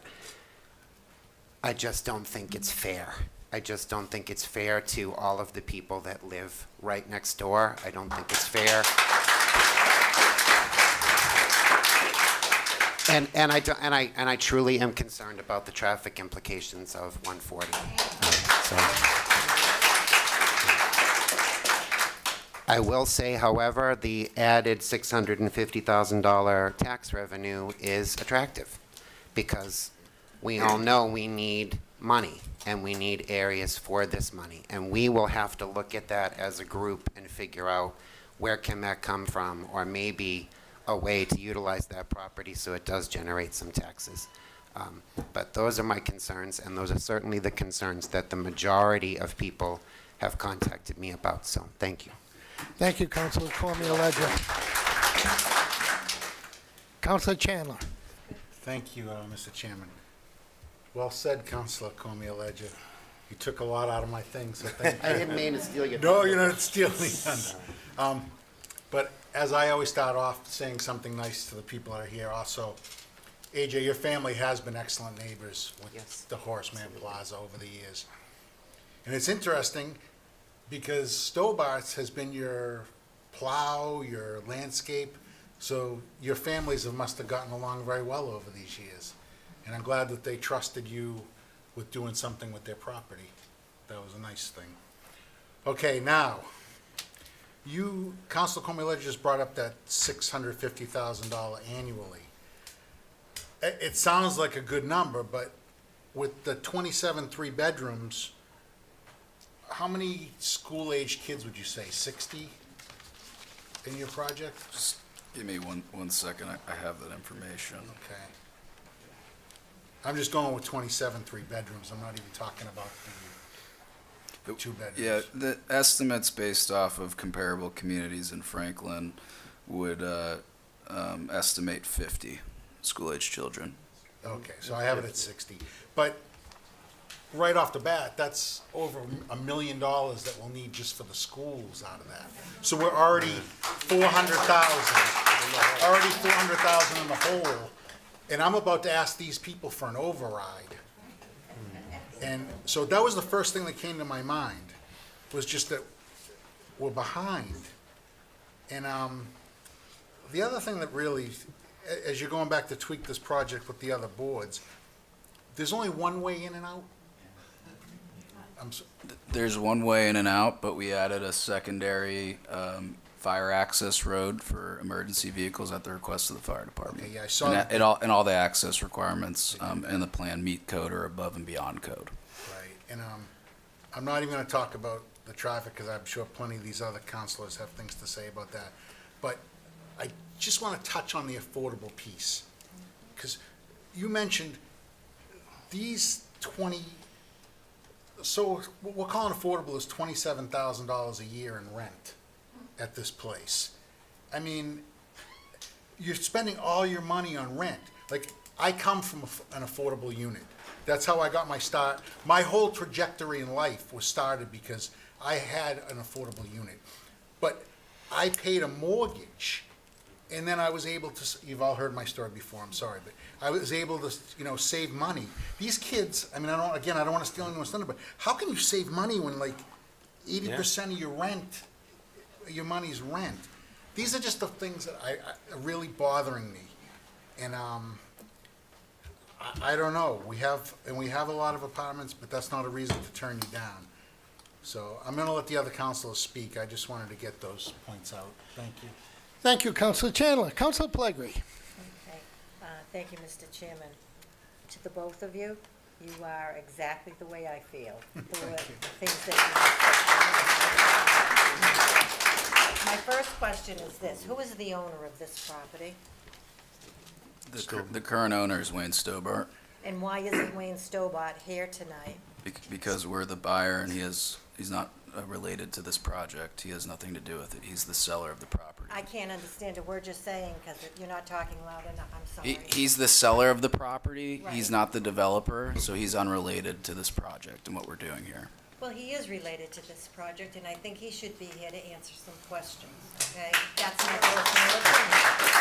I mean, he's a longtime resident of Franklin, and he should have care and concern about the town, and to be able to be here to answer anything that the council may have to ask. The 25% affordable rentals, I think that's much too high. And as my fellow councilors here said, that's a lot of money for people to start off with. So, another thing for owners, TAG, who is TAG? TAG Central LLC is the name of our entity.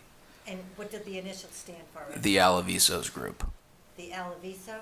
The Alavisos Group, correct. And I too know. Is Marcia your mother or She's my aunt. your aunt? And your grandfather I knew. I've been in politics for over 40 years here in Franklin and had many dealings with him. Let's see here. Bothers me with the student enrollment because you can say 50, but it's always more than that. As town clerk for many, many years, I can remember different ones coming in like you saying, oh, it's only going to be X amount of people, an X amount of kids. Well, let me tell you something, it never, ever worked out that way. It was always many, many. And the $650,000 for taxes, like you said, for the kids, for the schools and all, it's costing us so much more money. So that isn't even something I would have brought up if I was you. Rents, affordable units, you said 40% will be affordable units, is that correct? 25%. Pardon? 25%. All right, that's what I had for 25. What did you say was 40%?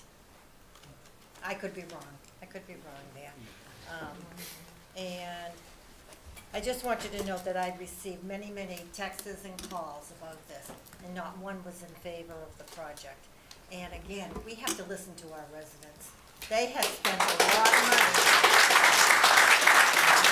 They spent a lot of money for homes in that, never thinking this was gonna happen. And I'm very upset right now with the Stoberts for bringing something like this forward and not caring about their residents and neighbors. So for that, if I have any other questions at the end, I will certainly come forward. But thank you for your presentation. Thank you, Councilor Plegri. Councilor DeLarco, I'm going Thank right you. down the line. Yeah, I guess. Thank you, Mr. Chairman. Well, I guess this side of the table is totally the same because I'm exactly with all these three people. Exactly. You guys did a great job. And I've said it before, you guys say affordable, it's not affordable. It's middle class, at least middle class. You cannot afford, I'm worried about the people that make 40 to 60 grand.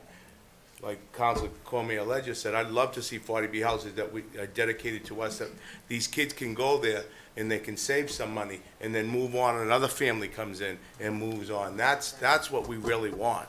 That's what we want in this town. We don't want somebody paying $2,300 a month. And That's crazy. And about the kids, that's not even counting the two bedrooms, because they're gonna maybe have one child one in there, so we gotta add that on there too. So, and has anyone done a traffic study? We completed a preliminary traffic Oh, impact really? assessment today. And it said good, huh? Well, I drive an oil truck in this town a couple days a week, and let me tell you, you can't go down that street after 4 o'clock in the afternoon.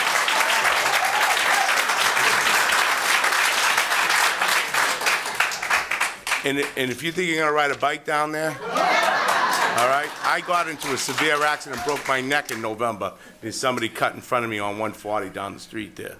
So, I'm telling you right now, if you do wanna ride a bike down there, please make sure you have your will done, because you're gonna need it. So, I'm totally against this project. Thank you.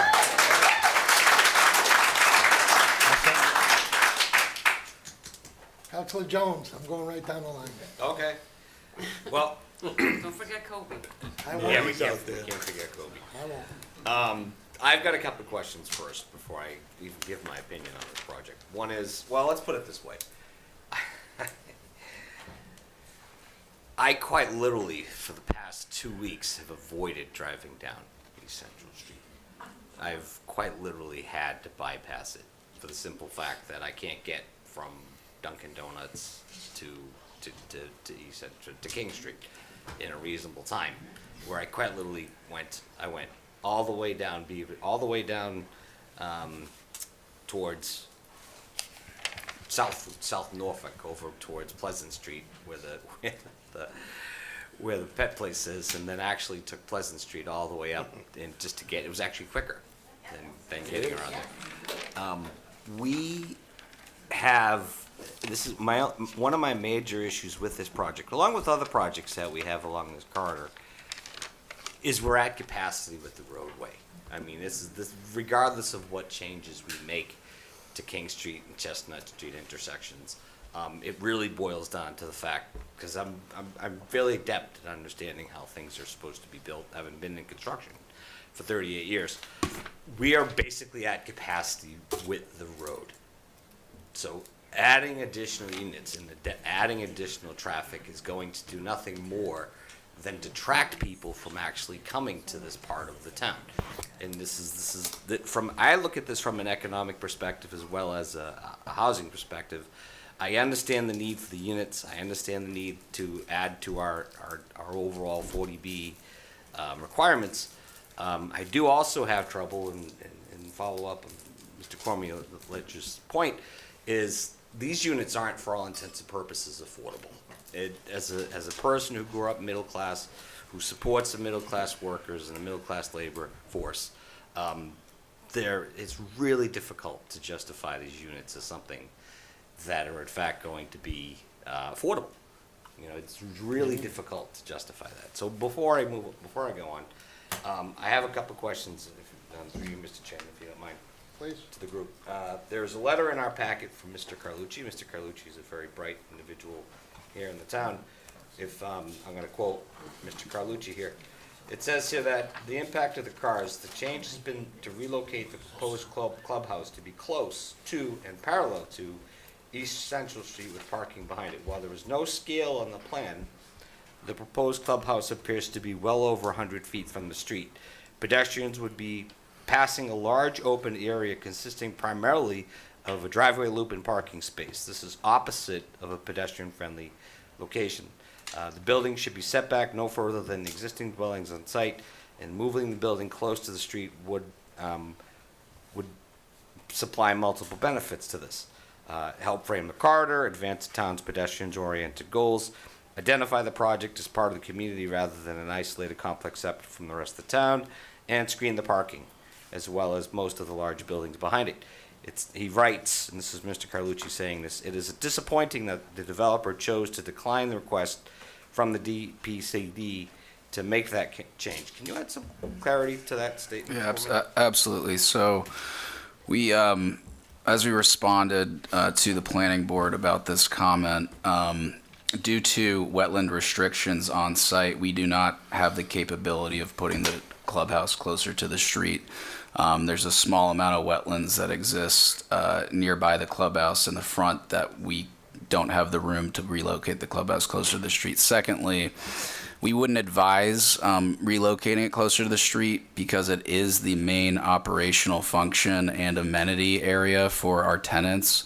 So you don't want a lot of people going to a building that's closer to a lot of traffic on a street. So that's why we located it where we have to be central to the rest of the buildings, and secondly, because it's not physically possible to put it closer to the street. Okay, thank you for clarifying that. Another question I have, and this is, I've been sitting in the seat a really long time, and I have had many developers come in front of me as a counselor, all the various councils, and say, well, we project 50 students, so we project that there be 50 children, age students that are going to go in the school system. I did the numbers, that's $925,000. I get the logic. You have to make an estimate based on current statistics, but as a father myself of 5 children, I have 4 daughters in 1 bedroom. If you have 1 bedroom, you can put kids in it. It's just plain and simple. So whether you've got 1 unit, one bedroom, 2 bedroom, or 3 bedroom units, you can put kids in it. Plain and simple. And if at my rate, if I had more bedrooms, I'd probably end up having 16 more kids. But Then you have to pay a lot more. yeah, I tax. know. That's true. I would. But I don't know if your wife would go with it, but. The fact of the matter is, if you can put a bedroom in something, you can put kids in it. So whether you've got projected 50 kids, or you've got 20, 10% of the units at 3 bedroom, I think you said 46% were 2 bedroom, etc. If there's bedrooms, you can put children in it. That does add to our number, and we are in fact in a fiscal crisis right now with our schools, and we need to be particularly careful and mindful to respect that need, because we are on kind of a balancing act when it comes to that. One more thing I have to ask before I move on to allow my next counselor to talk. We had a project right across the street from Stobart's. That is the granite hill. Yeah. That project remained undeveloped or underdeveloped for what? 4, 5, Maybe 6 years, I think. years. Yeah. That project got started. This is one of my problems with the current state of our economy, is where we're looking at a projection of inflation. In construction, I've been in construction for 38 years, I know what happens, where when inflation goes up, the economy tends to dip, we go into a recession, construction, overall development tends to come to a halt. I would hate to see something get started only to not get finished. And I just have a sneaky suspicion that we're going into a recession in the next year or so, and there's a good chance that we could have this project be impacted by that. So, and I'm not even going to sit there and ask for any kind of promises from anybody that you're gonna stay on schedule, because there are no promises. If the economy tanks, and that just takes all construction with it. I don't want to see another project on a particularly difficult road as it is become an eyesore and blight to the neighborhood. With that, I'm going to pass it on to my next council.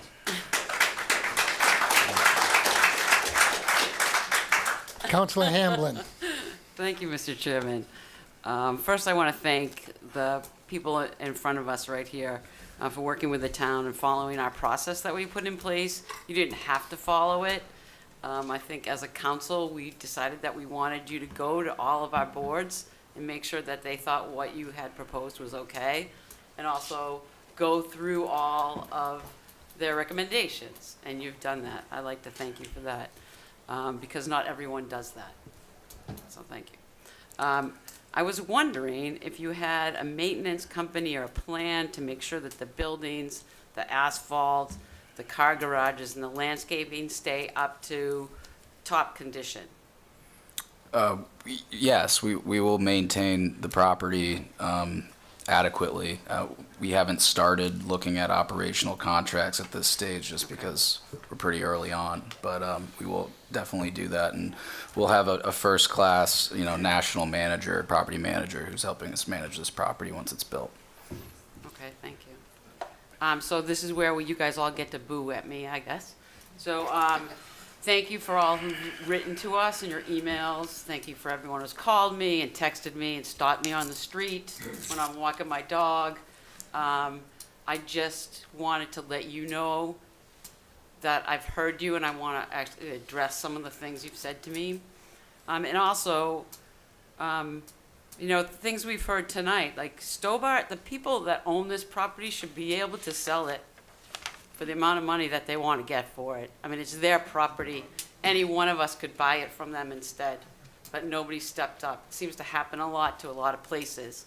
People, they sit there for sale for years and years and years, and then when somebody comes in to buy it, then people get upset about it. But that just bothers me. And more housing means lower costs. Like, that's the whole point of having more places for people to live, so that the costs go down. So my thoughts about why this is an important project for Franklin, including these other things. So protecting Franklin to stay above the subsidized housing inventory of 10% is really, really important. Because if we go below, which we could potentially very soon, things like this will never happen. Like, people will just we'll never get a chance to talk to people and to work with the developers. This is a perfect space for it. It's with walking distance of amenities, close to transportation, walking to downtown. And let me tell you, our businesses need more customers. Okay?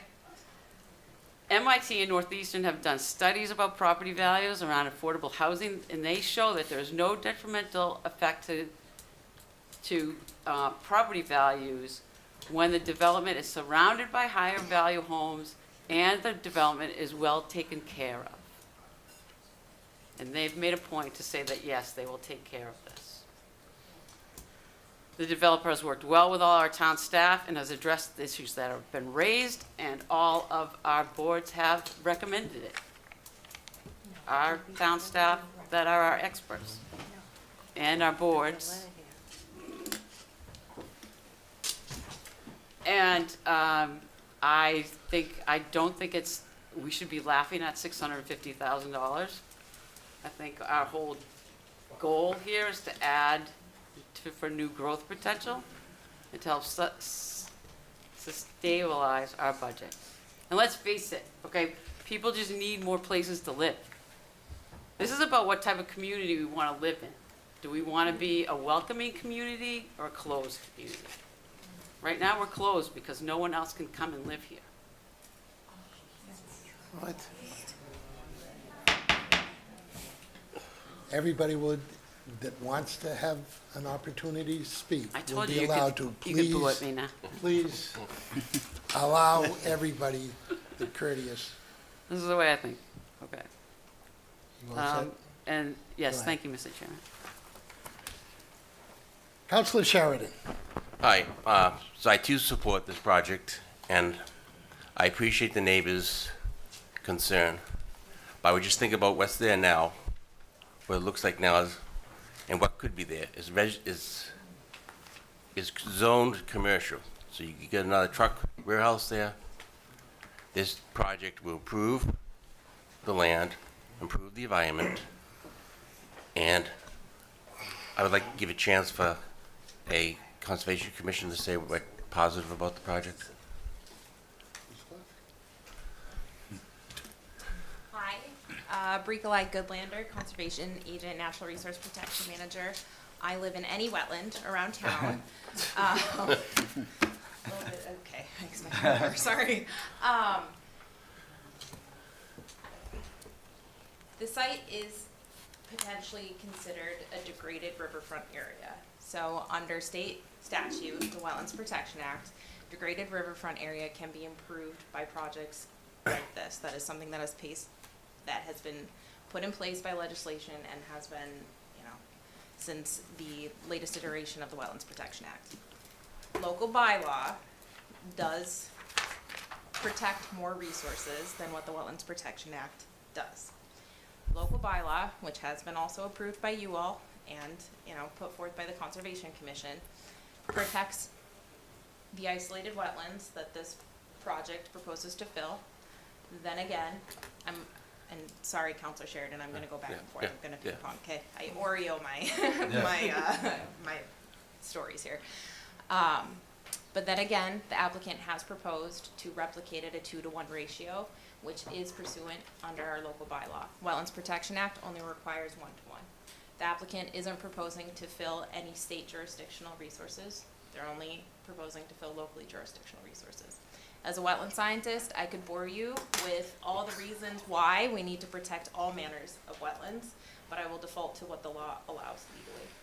I will say that the Conservation Commission did write a letter of support for the project with recommendations, hoping that the applicant will acknowledge local bylaws and be as conservative as possible with this project.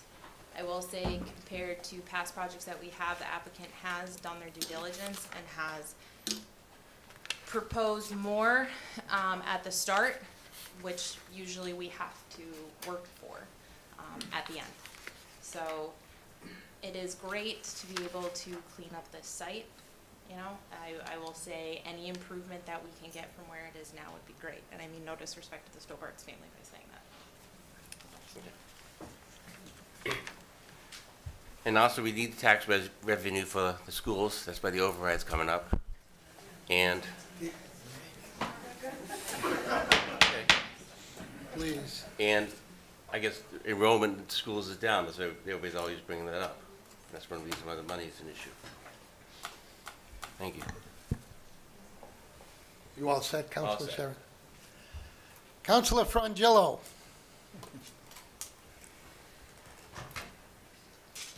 Thank you. Yeah.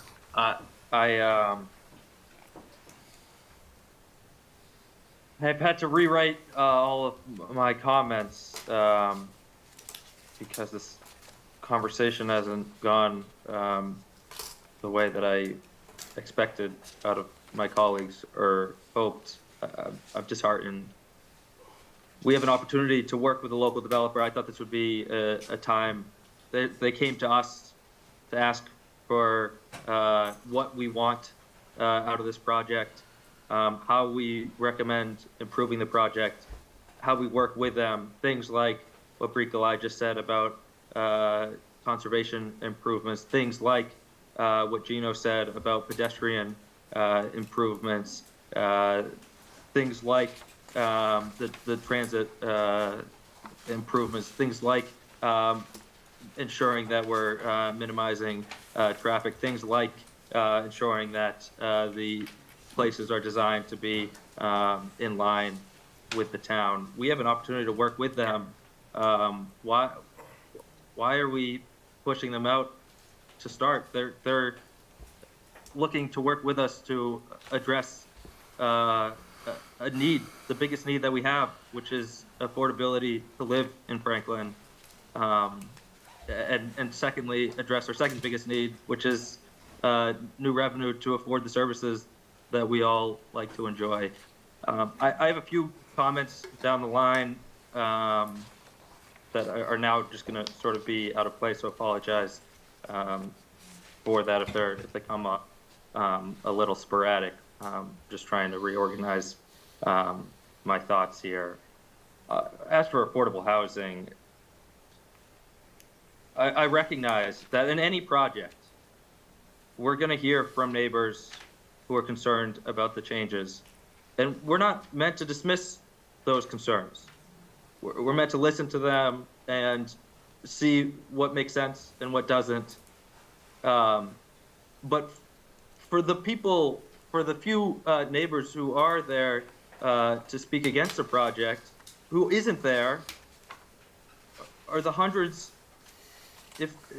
of people who are Franklin residents, have been Franklin residents, who can no longer afford to live in Franklin.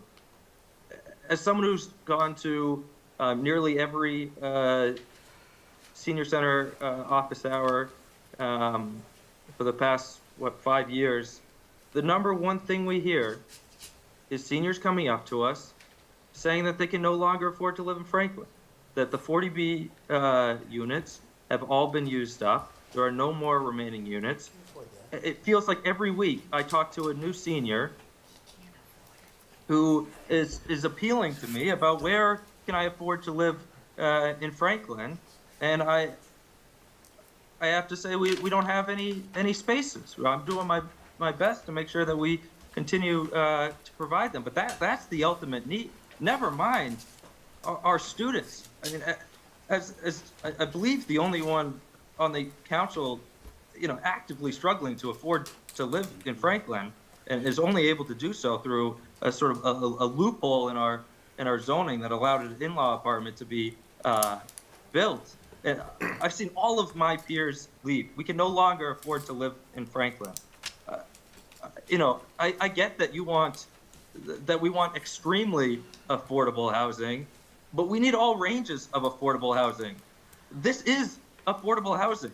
It's way more affordable than the current rents. In fact, it's state designated and deed restricted to be affordable to people making 80% of the area median income. Those are our young professionals like me and my colleagues. Those are our seniors on fixed incomes looking to stay here in Franklin.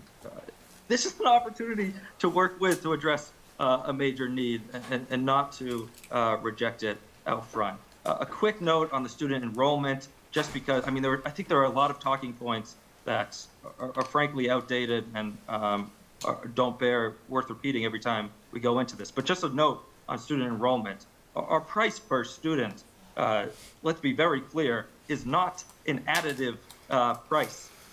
When we say whatever the number is, 11,000 per student, it's not that every new student costs $11,000. That's the total amount that we spend divided by the number of students. 95% of that is baked into our existing administration, existing school bus routes, existing classrooms and buildings. All of that exists. 50 new students get spread out amongst a school and likely has no net impact, maybe the hiring of one additional teacher. So please, let's get that out. Just a quick aside on that point. I've talked about the tax revenue. I mean, that's a serious concern and should not be dismissed. We need to look at the opportunity to improve revenue where we already have existing infrastructure and do so in a way that minimizes other impacts.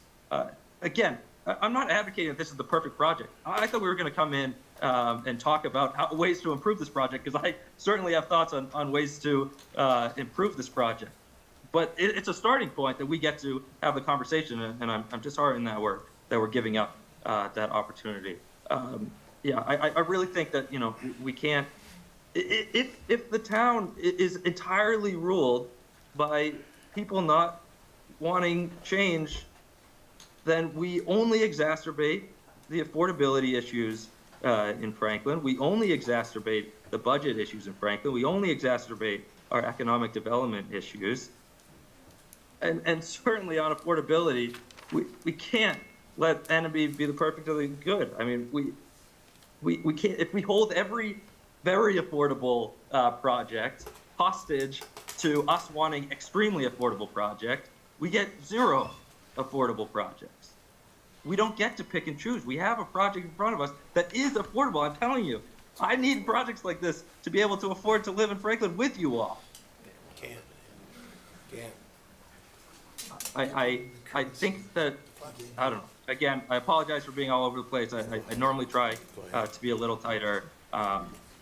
I appreciate a local developer, someone with ties, working with every board, coming proactively to work with us to talk about how to make the project work. I'd love to be a part of the conversation about how we minimize the traffic concerns and how we minimize some of the concerns that have been stated today. But frankly, yeah, frustrated with my colleagues who don't even want to start that conversation. If they don't want to meet our needs, then we don't have to approve it. That's the beautiful part of a friendly 40B. But certainly, let's not close off that conversation before it even starts. Anyway, that's my thoughts right now. Thank you. Thank you, Councilor Frangillo. I guess before I go to the audience, people are all sitting there saying, what's he think? Well, I will tell you, I have many concerns. I have concerns about the project, and I have, most importantly and singly, I have concerns about the traffic. Outside of that, please, outside of that, I have no concerns. I love the project. I think it's a great project. And we have to be, we're sitting here, folks, looking at a budget deficit over the next 2 or 3 years that is going to strangle us all and make life very, very difficult. And difficult decisions have to be made. Part of the problem here is we have a noose called Proposition 2.5 that only allows us to raise taxes 2.5% annually. Another source of revenue is new growth. We have been very fortunate over the years to have a lot of new growth. We were the fastest growing community in the state in the 90s. And we've continued to have that new growth help us continue to fund our community. The new growth numbers have disappeared. There's been 5 new houses built in Franklin in the last 3 years. 5! Single-family homes. Where do we get the new growth? There isn't a whole lot of large properties left in the town. The council, your council, voted to buy the 2 largest and keep them for open space for the community, which is Maple Street and Schmidt's Farm up on Prospect Street. Over 200 acres we purchased, but there isn't a whole lot left. And if this project was on another street in town, we'd have 50 different residents sitting here telling us or asking us not to approve it for similar reasons.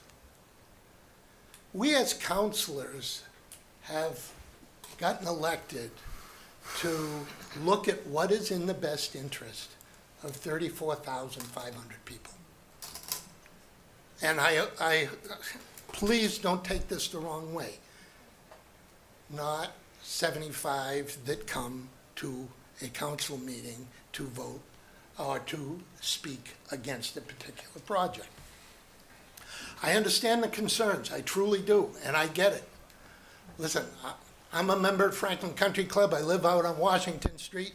I go Chestnut Street to Jordan Road to get there. So, but it's what I do. I think I'll stop there. And before I go to the public, and anybody who wants to speak is going to get an opportunity to speak. Jamie? Through you, Mr. Chairman, I just want to speak really quickly to the affordability issue. The single reason, and I've included articles in the packet, this is no disrespect to any residents or any abutters or anyone. I think Councilor Mercer is right. If there's a project on another side of town, the abutters show up, they don't want the project to go forward. We're in NIMBYism hell right now in Massachusetts. I don't know anybody that supports any project ever anywhere. And when you look at the packet, I included stories in there specifically for this reason. We are at a frozen standstill in Massachusetts on housing, literally. The state has a 1.3% vacancy rate. There are 5, not 15, 50, or 500, 5 single-family homes for sale in this town right now. A couple of years ago, there were 2. You guys remember those days. So when people complain about affordability, I'm with you. Every single, like, I'm glad and I'm lucky I have a house. Like, I'm glad I was born 50 years ago and I got in just before, and I think everybody in this audience is probably very thankful that Cook's Farm was built 10 years ago, because 15 years ago, 10 years ago, this room was filled with people that didn't want Cook's Farm built. And now we're sitting here today where 25% of those in their 20s and 30s have left Massachusetts. The housing values in this state have gone up 10% in 1 month. And sitting here, when you read the Realtor Association journals, quote unquote, a lack of inventory is the biggest factor driving these trends, with fewer and fewer homes hitting the market. If all of you or anyone in the public, listening at home, is concerned about affordability, the number one reason to make it more unaffordable is just do nothing.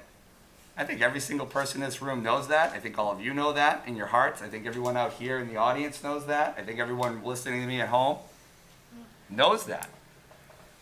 If not this project, which one? If not in Franklin, where? I'm not saying that people have to have this project. I'm not sitting up here saying you got to approve it, you got to go forward with it. But we are literally cutting our nose off to spite our face in the Commonwealth of Massachusetts. 1.3% vacancy rate of single-family homes, apartments, condos, and townhouses. I, like every single person in this room, am blessed and feel great that I have a place to live. But the reality is for Counselor Jones, your 4 daughters are probably going to continue to live in 1 bedroom for the rest of their life, because they're never going to be able to afford anywhere to ever go, ever. Yes. And here we have an opportunity, at least with a developer, of 67 deeded affordable housing units. I get all the concerns. We can work with the developer on traffic. We can work with the developer on shielding. But I just got to say, as a town manager who does look out after 34,500 people and is involved at the state level on the local advisory government council with the lieutenant governor and my colleagues and mayors and others, if we continue to just do nothing, we're never going to have a place to afford. This state is literally, Eastern Massachusetts is becoming the Manhattan of New England. You're either rich or you're poor. And our inequity between that is just continuing to grow every single day. And I respect the fact that all of us in this room are part of that problem to some degree, where we just keep saying, well, I have a house, so I live here, and I don't want anything built next to me. And I respect that. I really do. Because if someone was building something next to my house, I would be sitting here right in the audience, just like you guys, concerned about all the issues that all of you are concerned about, right? I really would be. I'd be right in the front row with everybody. I'd be cheering, just doing that. But somewhere, somehow, as a community, whether it's the master plan committee, this project, not this project, something else, somewhere, somehow, folks, if we're ever going to drop these housing prices and we're concerned about rent, I wouldn't want to pay that rent. I would have never had the money to pay that rent. None of us would. I agree with you, Councilor. There's no way. But if we want the rent to go down, if we agree the rent is too damn high, one way to assure that that rent will continue to go up and our frustration levels will keep on rising, we'll just do nothing. I know we can change the rules and zoning and all that stuff, but that stuff's extremely complicated and hard to do. So I just point people to the articles that I left in this packet. Look at the numbers. This is a literal crisis on par with anything else in Massachusetts that we can find. We have to have a broader conversation this week. Maybe that's not for this project tonight. But at some point, people in the community have to understand, where are people going to ever live? Thank you, Mr. Chairman. Thank you, Jamie. Okay, at this point, I know you all have been sitting here very patiently all night long, and I thank you for being here. I thank you for your concerns, and I'd open it up if there's people that would like to ask a question of the developers. I'll bring you forward. The only thing I would ask is, as we get in 2, 3, 4, 5, 6, if you have the same question, you know, be a little cognizant of everybody's time. So with that, I saw a hand go up very quickly in the back. Sir, if you'd like to come forward. And if you would just name and address, please. Sure. My name is Gene Grella, 36 Redgate Lane. I'm an abutter to the property. I want to just make a few comments. First of all, if we wanted a thoughtful project here, we would have included the neighbors, at least brought us into this. We kind of found out about it kind of backhanded way. So in the past, we've been notified. I recall one time when that area in Stobarts, it was zoned residential commercial, and the town was changing it over to commercial. And I asked Jeff Nutting, I said, why are we doing this? And he said, well, anybody can come in here and put a 40B over there. So that was the reason why you changed it to be commercial, okay? The developer claims that the land is in poor condition, shows pictures of the vehicles, oil tanks, instructions. You can saw a bus on the property, okay? This is not about you guys, but this is about the town. I mean, what are we doing to protect the land? There's wetlands there. We already should be protecting the lands. Okay, we already should be doing something. There's a town ordinance about having junk on your property. Okay, there's laws about having oil tanks and vehicles and things like that on the property. So something should already be being done to deal with this. But I'll let you guys deal with that.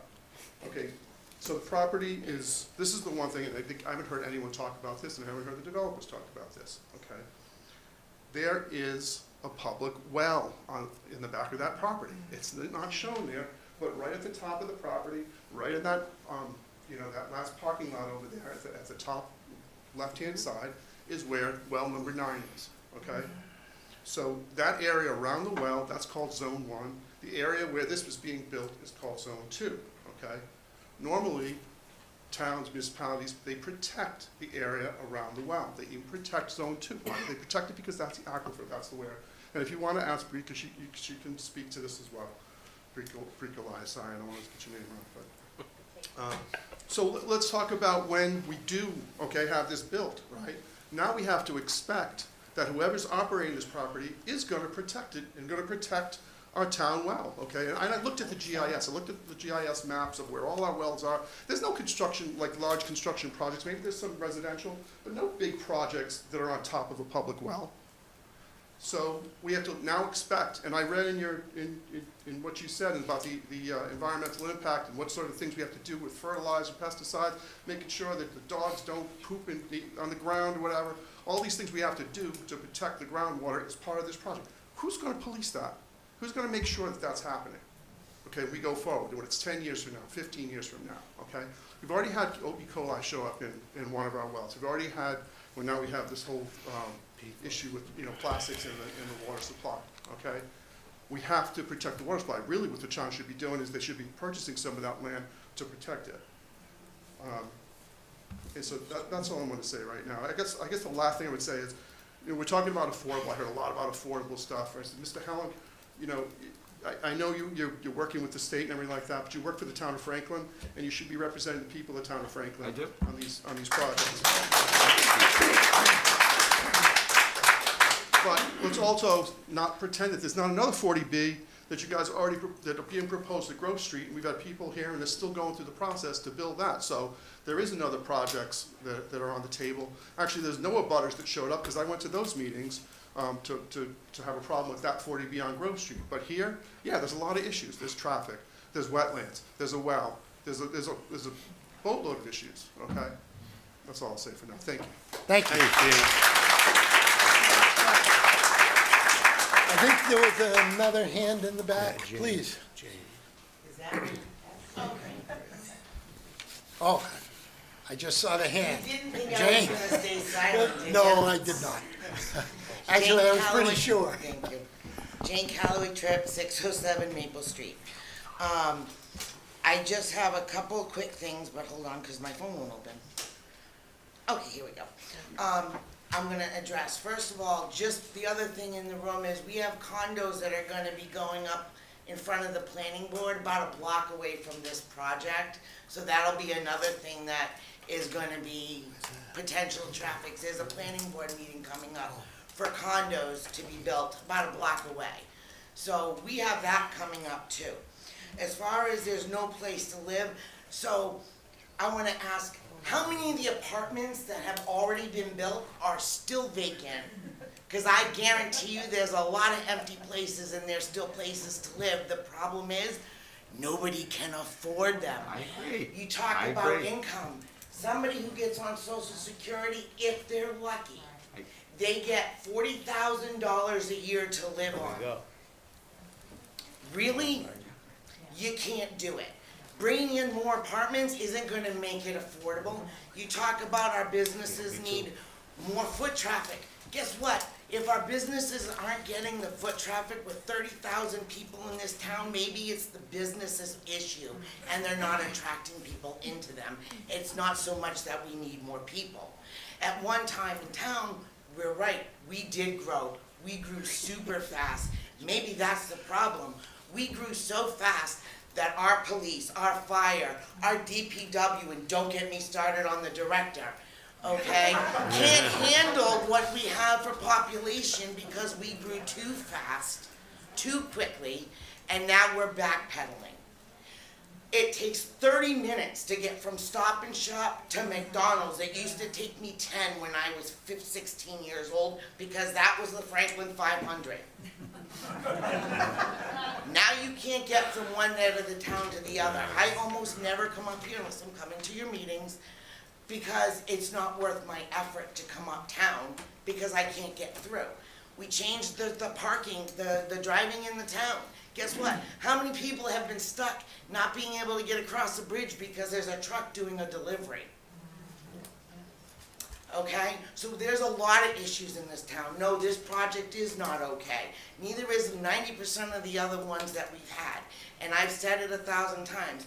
There are places to live, people can't afford them. People are leaving because they can't afford to live here. As far as school enrollment, to Counselor Kobe, kids, you can't sit there and say that it costs $11,000, and by the way, according to the school committee, it's $17,000 per child, and then turn around and say we can't use that number as a figure. We absolutely can. If you can ask for an override because you're saying it's $17,000 per student, then we can turn around and say, well, there's $17,000 we're not gonna spend. As far as enrollment down, you wanna know why enrollment is down? I'll tell you why enrollment down. Enrollment is down because parents have pulled their school kids from the school system for private schools and homeschoolings. You know why? Because they don't agree with the school system and what they're teaching. This town is drowning because we are trying to be so politically correct and appease everything and be this and that and the other thing, that we have literally lost sight of what is important. And what is important is the residents, and you're standing there, sitting there smiling. I'm glad you find this funny, but what you're forgetting is all of you, all of us, and everybody out on Zoom land, we are the town. We pay the bills. We pay your salaries. We vote you into those chairs. Without those 30,000 residents, you have no town. You just don't. And you're going to get to a point where you don't because people are going to keep leaving. You were right. You were elected to represent the people. And it is about time that the council represents the people.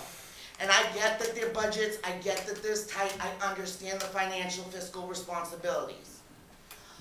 But I'm gonna tell you something. I have 5 people living in my house. I am on disability and my husband is retired. My daughter is working a full-time job, killing herself to take care of her small child. She lives at home. You know why? Because she can't afford to be out on her own. You know who subsidized when my kids can't fend? Me and my husband. My property taxes are going up. Everything is going up. The taxes, the water, the sewer, you name it. And trust me, I'll repeat this all at the subcommittee meeting. All right? So we're the people that you need to be concerned about. And you want the businesses to get traffic, then make sure we have businesses we can afford to shop at. And as far as saying, oh, we'll do bike paths and walking, I am so sick and tired of hearing that, because in today's age, everybody wants to get from A to B in 30-second flat, and that requires a car.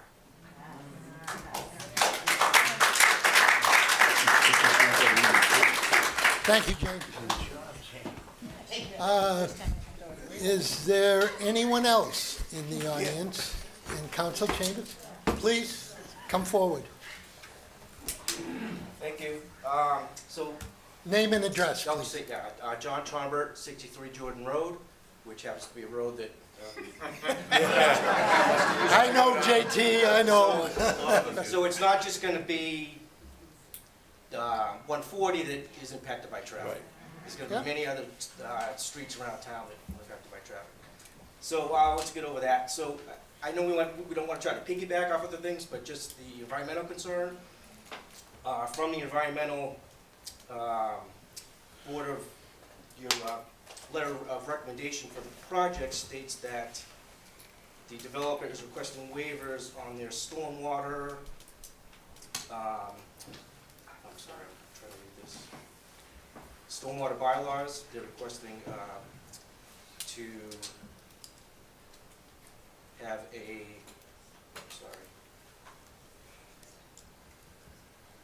Waivers on all the stormwater bylaws that would apply to this property. So is that because this project is too big for that property? They don't want to spend the money on that? I guess we need more information on why, you know, especially with a well over there, why do you want to avoid and this is data from February of this year. Maybe that has changed since then. I'm not sure, but that's just a concern that I would have at this point. Okay. Okay? Thank you, JT. I think I saw another hand. Susan.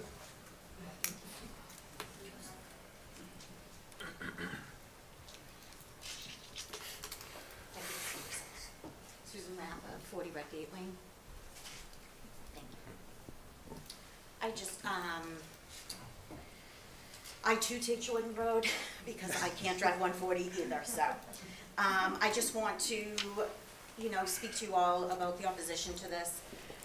I won't say it again, the Route 140 traffic.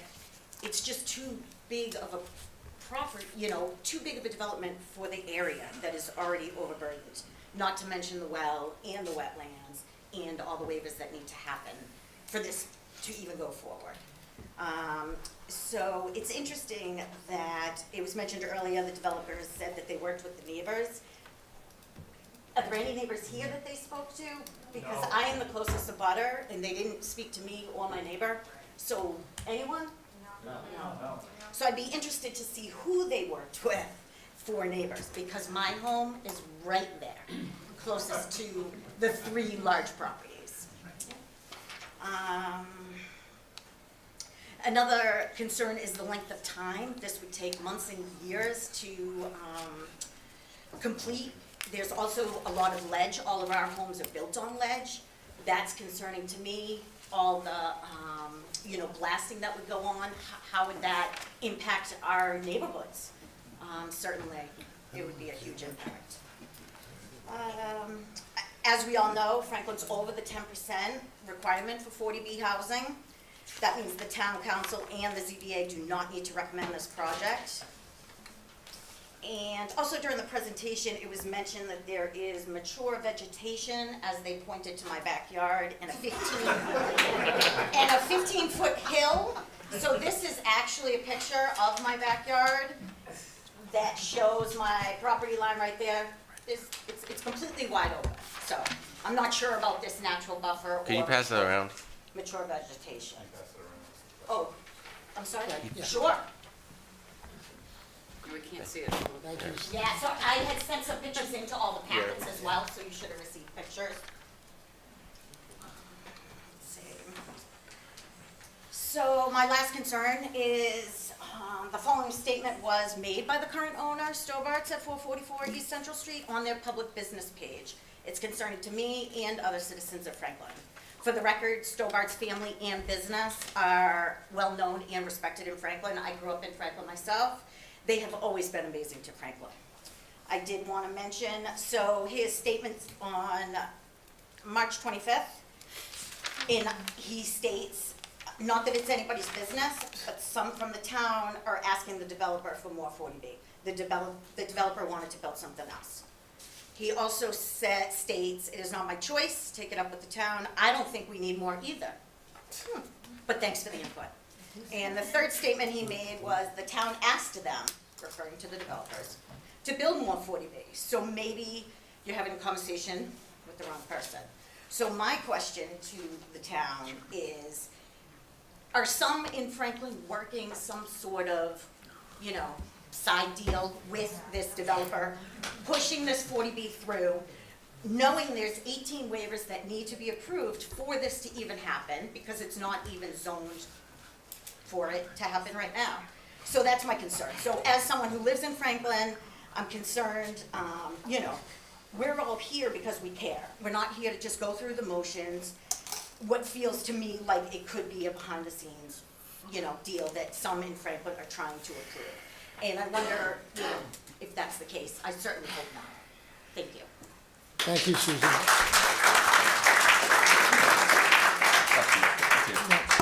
Jamie? Through you, Mr. Chairman. There is absolutely no backdoor deal, or however Ms. Rappa characterized that. AJ and his team came and approached the town just like every developer does.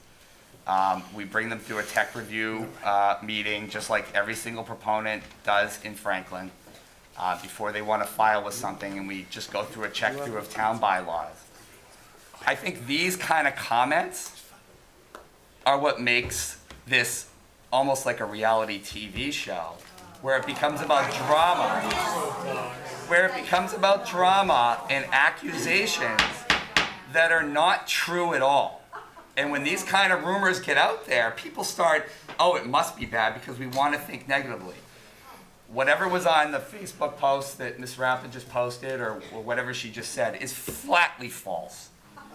And it's absolutely baloney. And I do appreciate that, Councilor DeLorco and the other councilors. I believe that. That is totally untrue.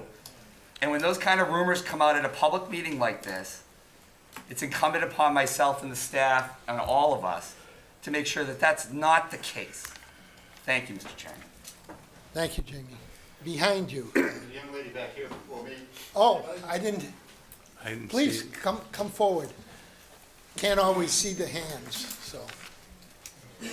Just name and address, please. Good job, Steve.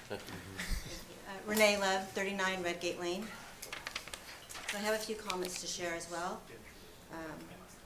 I live immediately adjacent to Susan Rappa, so that is also my backyard in the proposed site plan. I do want to start by thanking you, Mr. Chairman, and all the members of the Town Council for giving me the opportunity to speak tonight. I also want to begin by acknowledging that we are neighboring residents of this proposed project, and as such, we recognize that we have a more direct interest in the proposed development. However, we are also long-term residents of Franklin, and our concerns extend beyond those of simply an abutter. I also want to respond to a point that was raised in the cover letter of the packet of information presented to you by our town administrator.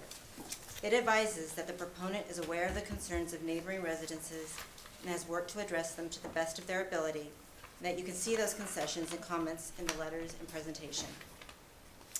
However, I think that this comment is incomplete, because to the best of our knowledge, any concessions made have been done so at the request of town boards, specifically the planning board and things that they asked for, on behalf of abutters.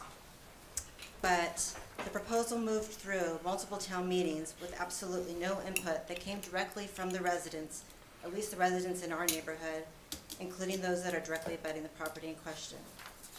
And the reason that they didn't have any input is that we were never notified and we weren't asked for our input. I'm sure that if we'd been made aware early on in the process that, you would have had an opportunity to hear from us early on. And so to that end, I also like to offer the following comments as respects our concerns. The proposed development is yet another massive residential apartment complex being proposed under a friendly 40B. However, as a community, we have not only met but exceeded the required 10% threshold for affordable housing.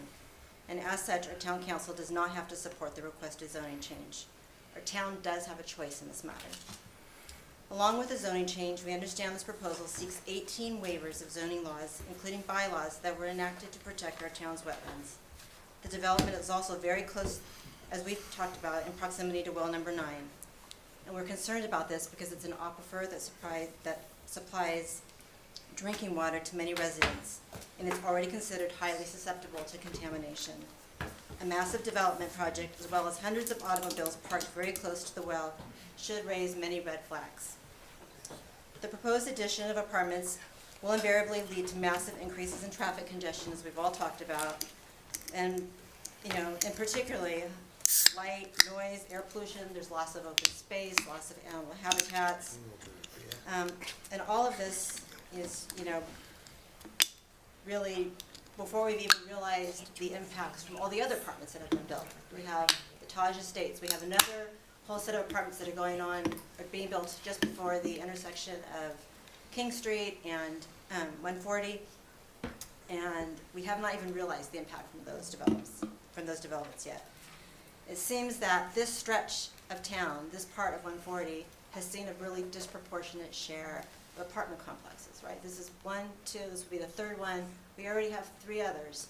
So that's 6 huge condominium and apartment complexes between Cook's Farm and King Street. And that's our major way. You talk about wanting to have accessibility to the town, but that is our accessibility to the town as well. And it takes us 10 minutes to drive out of our neighborhood and get to Shaw's, just to go run and pick up groceries. The proposed development, as you know, is extremely close to existing family homes and is essentially directly abutting against our property and that of our neighbors. This raises concerns not only in terms of loss of privacy and safety, but also for potential damage during construction. As Sue mentioned, there's a lot of ledge in that area. If you drive through, you're going to see big chunks of it.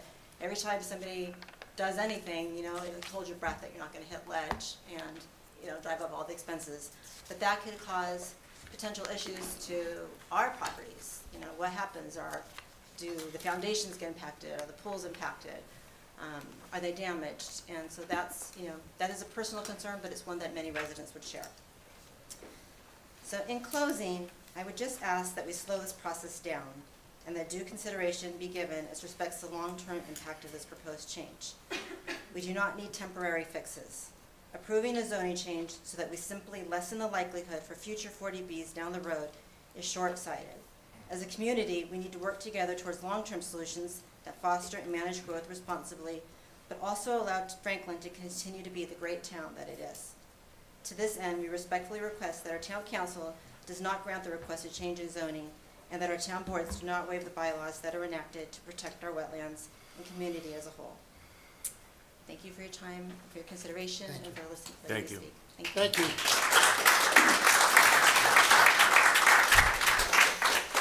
Is there anyone else? I'm sorry, yeah. Whoop, Steve. That's going to the max. Hi, my name is Mark Bernasconi. I live at 32 Cooks Farm Road. My questions go somewhere else. I'm wondering what the project is doing with carbon mitigation. Will it be all natural gas, or will you be using heat pumps of some sort? Will you take this opportunity for significant solar generation, potentially on rooftops or garage tops or other open space that might need cover?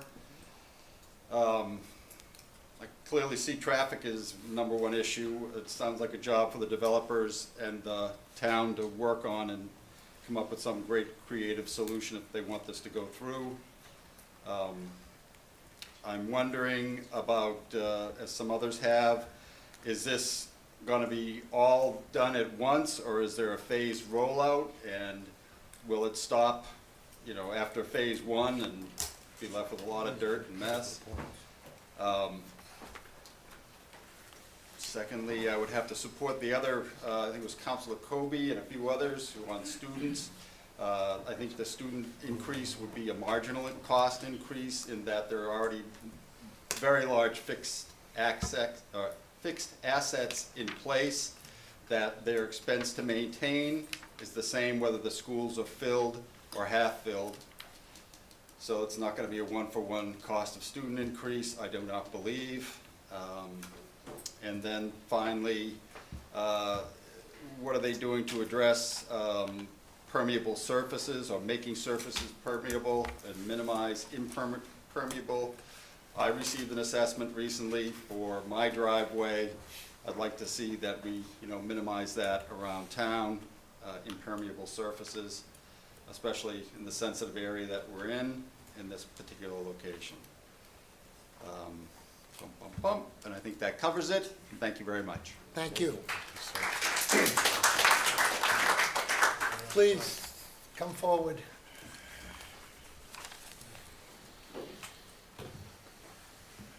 Just name and address, please. So I'm Steve. another resident from Cook's Farm.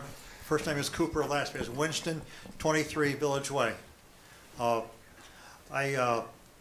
Mark is my neighbor, and he's covered some good points, but I've got a bunch of things I just want to make sure that I understand what the developer's doing in terms of the changes that the board, such as the planning board, have suggested. One is the number of units being reduced. I still see 264 units on there, but I understand that the one building is now 3 stories and not 4 stories, so that seems like that would be call for a reduction of the units. Also, the parking, the planning board wanted 1.5 spaces, which I think is minimal also, but the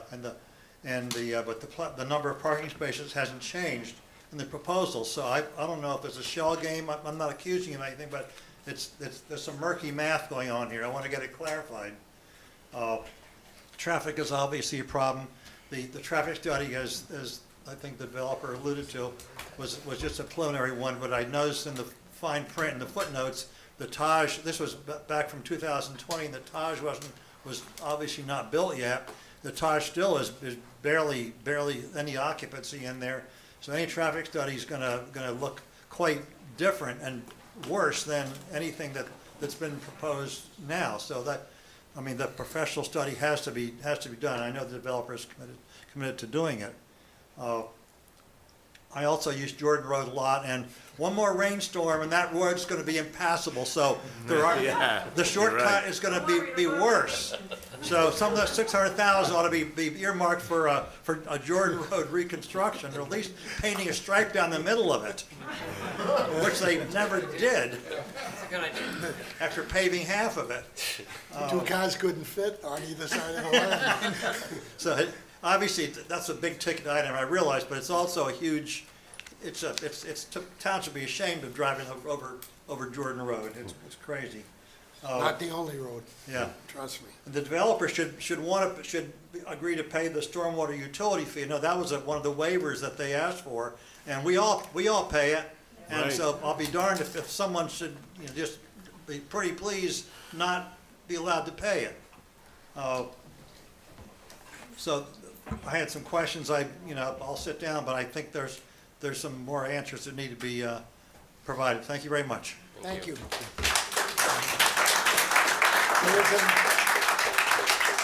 Mark, you haven't raised your hand yet. You just keep standing up.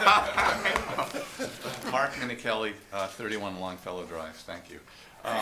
Mr. Chairman, could you, I don't know if this is out of order or not, but could you explain what the relevance of tonight's vote is in this overall process?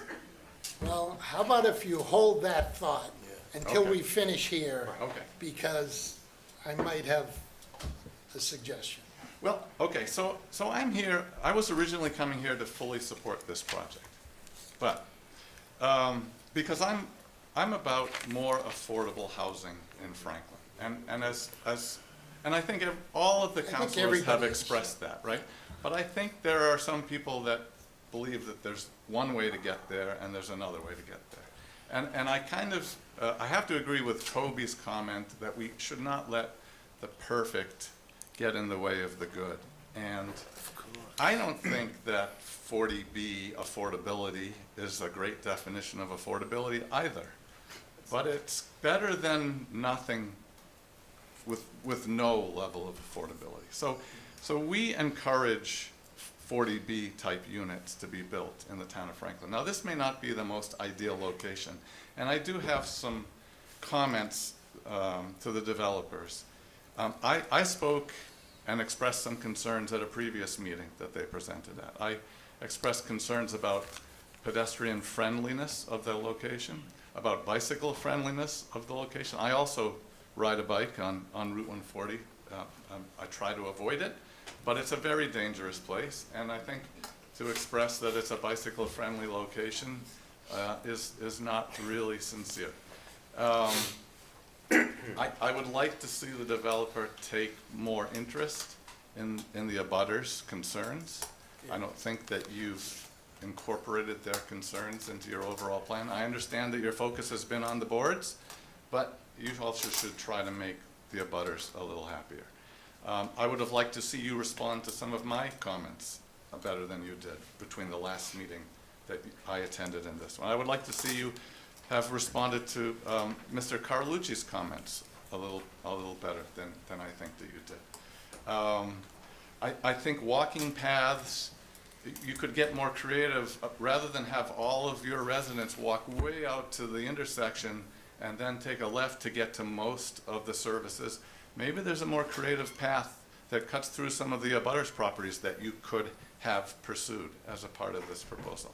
I guess my expectation and the traffic studies, I noticed in your notes you were willing to do traffic studies to look at timing of lights. Longfellow Drive is off of Chestnut Street. I've spent a lot of minutes and hours at those traffic lights. I don't think timing the lights is going to be the solution, and I hope that you're willing to put some money into the project to make some real changes to the Route 140 path and intersection. That would be, I think, something that could get more people to come over to your side and support the project. So that being said, I don't quite understand what tonight's vote binds us to. If it allows them to move forward and continue to potentially work on some of these issues, then I would support a positive vote. So thank you for the time. Thank you, Mark. Please. Steve.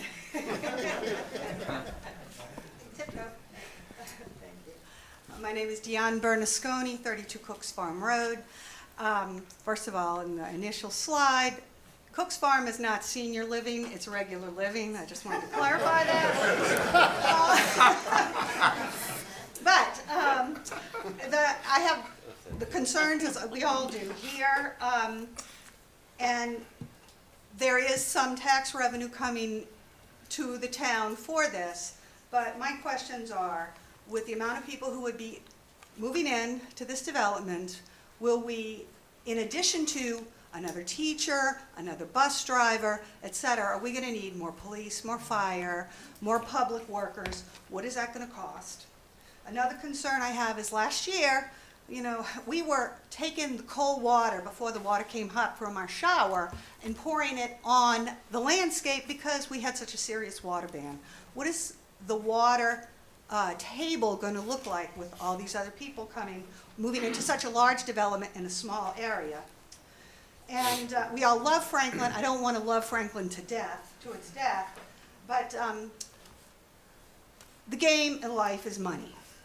And clearly, money is going to be made. I have nothing against making money. I love making money now. I'm on a fixed income. I'd like to make a little more money. But that said, since there's going to be a lot of money to be made with this development, is it out of the question or undoable to have impact fees to the developer to help cover the expenses that we will incur having that many more people in town, the environmental issues that it may create, and the additional staffing it will take to support the development if it does in fact go through? Thank you. Thank you. And I will, let me just answer the one question because it gets brought up many times. We have a water ban, we don't have enough water. We have plenty of water. The water ban is put on by the state. It's mandated, so we have to do that. The town has plenty of water, plenty of wells. So water is not an issue. Let's hope number 9 doesn't get affected.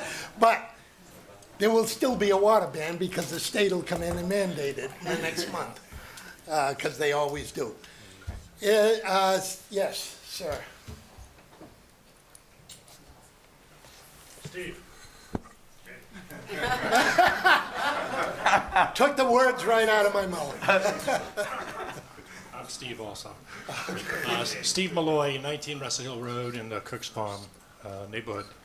First, thanks for taking time to go through all this, and you spent a lot of time on this. Give us a chance to kind of hear what's going on and express our opinions. I got to say as plainly as I can, this project seems to be a very poor use of what it potentially could be. You mentioned the 40B. This is a friendly 40B because we're over the limit, preventing the state or whatever entity that comes in and tells us what to do. Do we know how many units we are over the 40B?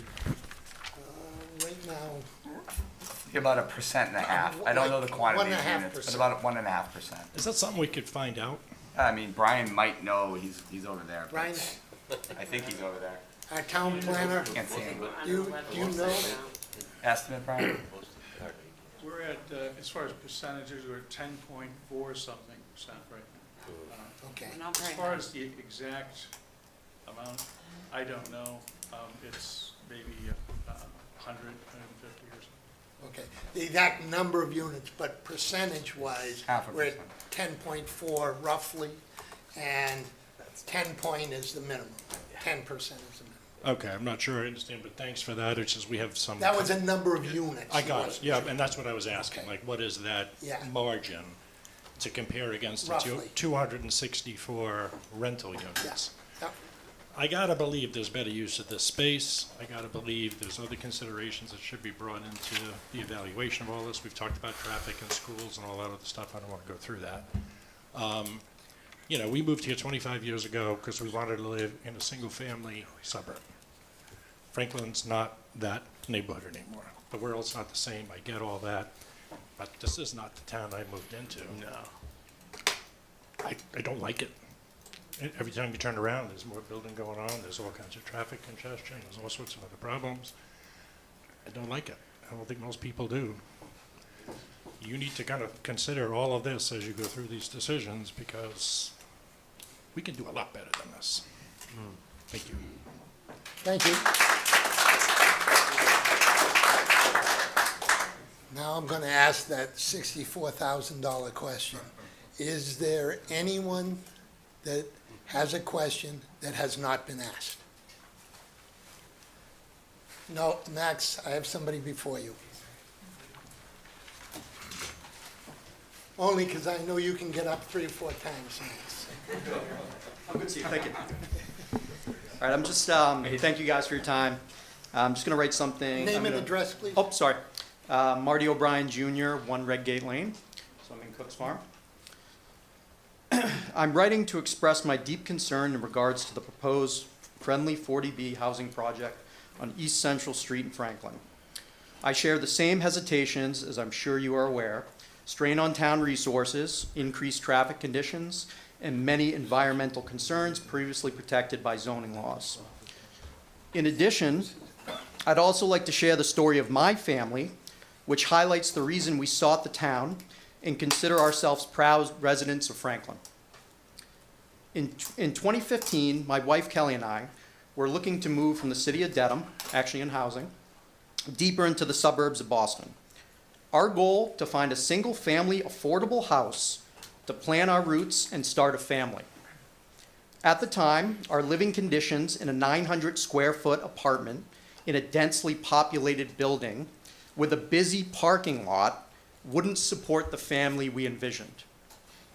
Our search for the perfect situation ended in the neighborhood of Cook's Farm in Franklin. It was that opportunity that we're looking to raise our family. Like so many young families that are in difficult situations like ours, there is a lack of supply in affordable single-family housing. I believe that we as a community members in the Franklin are doing a disservice in using that finite land resources by endorsing these types of building projects. Franklin will continue to become overcrowded, less desirable, and completely commercialized. We have to be smart about the expansion of our town and the decisions we make to keep our living situation strong and growing in the correct direction.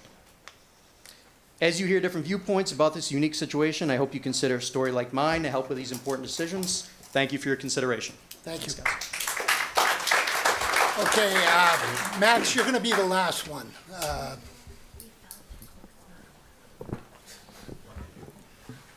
I don't think so. Thank you, Mr. Chairman. I just had a few questions. Name and address, please. Maxwell, I should be used to this by now. Maxwell Marangello, 127 Central Park Terrace, Franklin, Massachusetts. We can tell you better than you. That's because I actually have access to affordable housing, which I'm lucky to have. If I didn't have it, I'd be living with my parents, or I'd be homeless, which I wouldn't want. So I'm very appreciative of the need for more affordable housing. That said, I do had a few questions for the. I just want to respond to a few of the concerns brought up by Chairman Mercer and Chairman Jones. One of them being traffic. The traffic study said that there would be on a weekday about a 7.9% increase in traffic. Is that accurate? Because I think people have this idea that there's going to be. I mean, that is a significant amount, but it's not like, 50% or 60% or something like that. So I just want to put an image to that, 7.9% increase in traffic.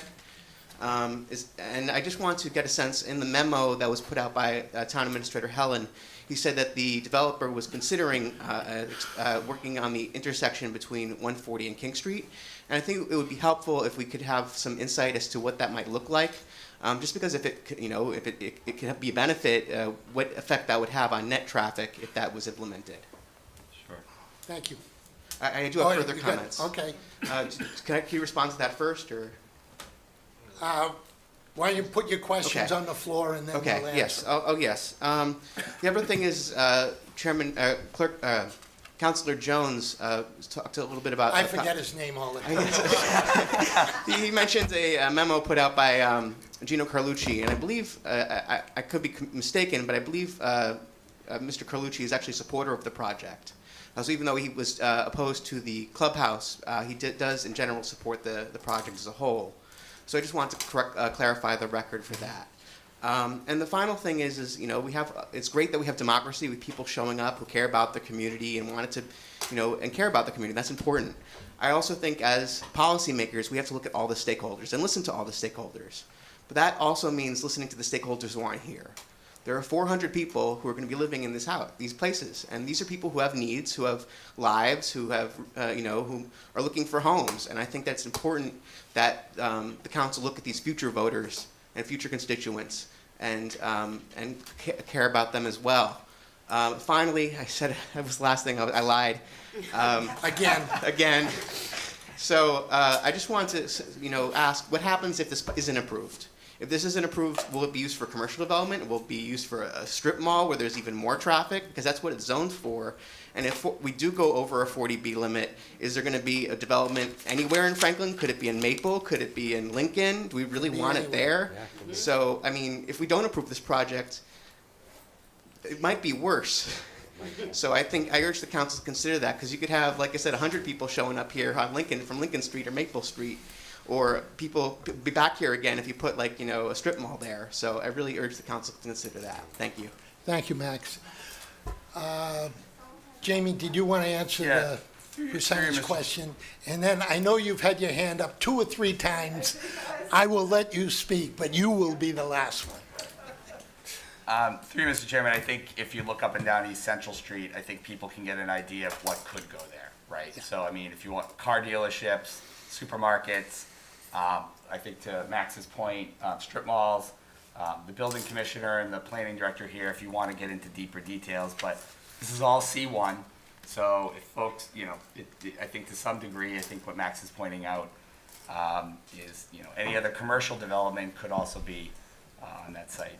I just want to reference the Chestnut Street intersection, and also, one of the positives of working with AJ and his team.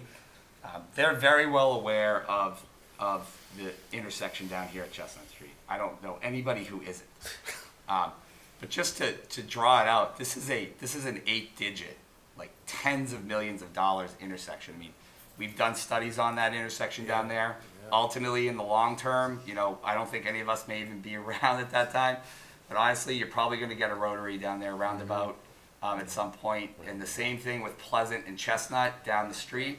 That intersection as well, our town engineer, we've done some preliminary studies. Unfortunately, to do that, it takes eminent domain land takings, one of the most least popular things ever. So, AJ has at least talked conceptually with us when I raise these issues of, are you a willing partner in trying to help us get closer to getting on the tip, the federal tip, which will take years and years and years and years. And our town engineer has already started that process, but that's something of like a 10-year project, right, to get on the federal tip. So just so folks know, the intersection down here is on our radar, but this type of stuff takes federal, state, local partnerships over a long period of time. And at least AJ, where some developers don't, at least they're willing to talk to you about whether or not they can help fund the study. Grove Street was the last example people know, with one of the projects there. The planning board funded a study which ultimately allowed us to get the $3.5 million to repave Grove Street and do the sidewalk and the SNET trail and all that stuff that's going on this summer. So unfortunately, it takes a long time, but it is on our eyesight. The second thing we've talked about as a council, and I know Councilor Frangillo's talked about this a lot, is in the long term, getting a GATRA-style bus, a public transit system of one road, all of 140, from Franklin Country Club all the way over to the Gorelick, and just having one, starting to get a public transit system of just that route. Because if you look at the data on GATRA already, 70 some odd, Kobe, I don't remember, 70 to 80% of the trips on GATRA are just along 140. And when I raised this to the developer, again, he's not going to go out and buy the whole bus, staff it, do it all, okay? But he understood the concept because his family, to Councilor Chandler's point earlier, is at least invested in Franklin. When I asked him and said, could we work on some sort of, project on that, they at least were open ears. And most developers usually say no, but at least he was open to the idea of trying to conceptualize that, at least on this project. And if you're us as staff, those are good public policy decisions to try to help the public on these things. So that hopefully answers Max's question. Thank you, Jamie. Last, please, but not least, name and address, and we may or may not need you, Steve. He's good. Thank you, Mr. Chairman, I appreciate it. Steve Huston, 10 Wampanoag Drive. So I'm out and back of Jordan Road. I already can't bike down there safely. It's been a long time, but it's getting to the point where all my new friends on Jordan Road are keep making it less safe out there. I have to go bike out in Norfolk now. So I have lots of other concerns with, but the biking is the one I haven't heard so much about. I can tell you that as a longtime resident, I'd be much more likely to support a 2.5 override if this kind of thing didn't come up. That's where I am. Agreed. Thank you. Agreed. Okay, it's been a long evening for sure. I have a couple, I'm sorry, I forgot about Zoom. There's only 3 folks, Mr. Chairman. Megan Okay, Benson. as long as they're questions that have not been asked. Who's the first one? Megan Benson. Megan Benson. Megan, you want to unmute yourself, please? Or Amy? Yep, I'm pulling You up control now. that.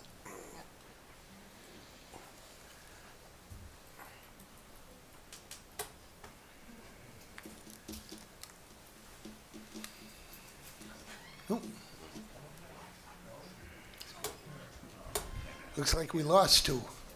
We lost 3. We lost 3. No, they're on. Okay.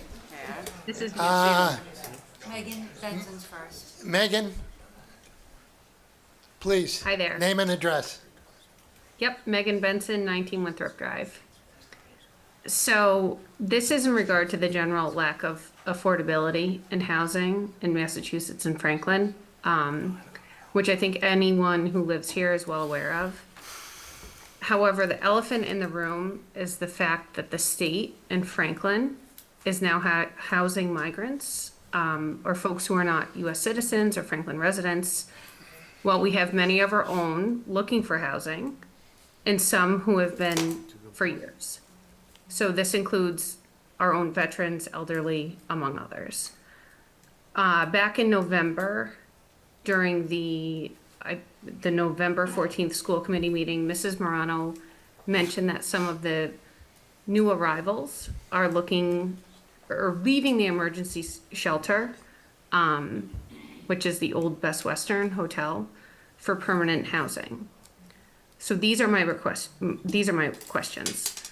What is the process for the new arrivals who are residing at the emergency shelter for receiving permanent or non-emergency housing? Will these folks be jumping in line ahead of our residents who have been on housing wait lists for several months or years? And could they even be occupying the vacant housing in Franklin that already exists in the meantime? It seems like we are only exacerbating the housing problem in the state by adding more people who are in need of housing. And I think Franklin residents would like to be reassured that the same won't be happening in our town.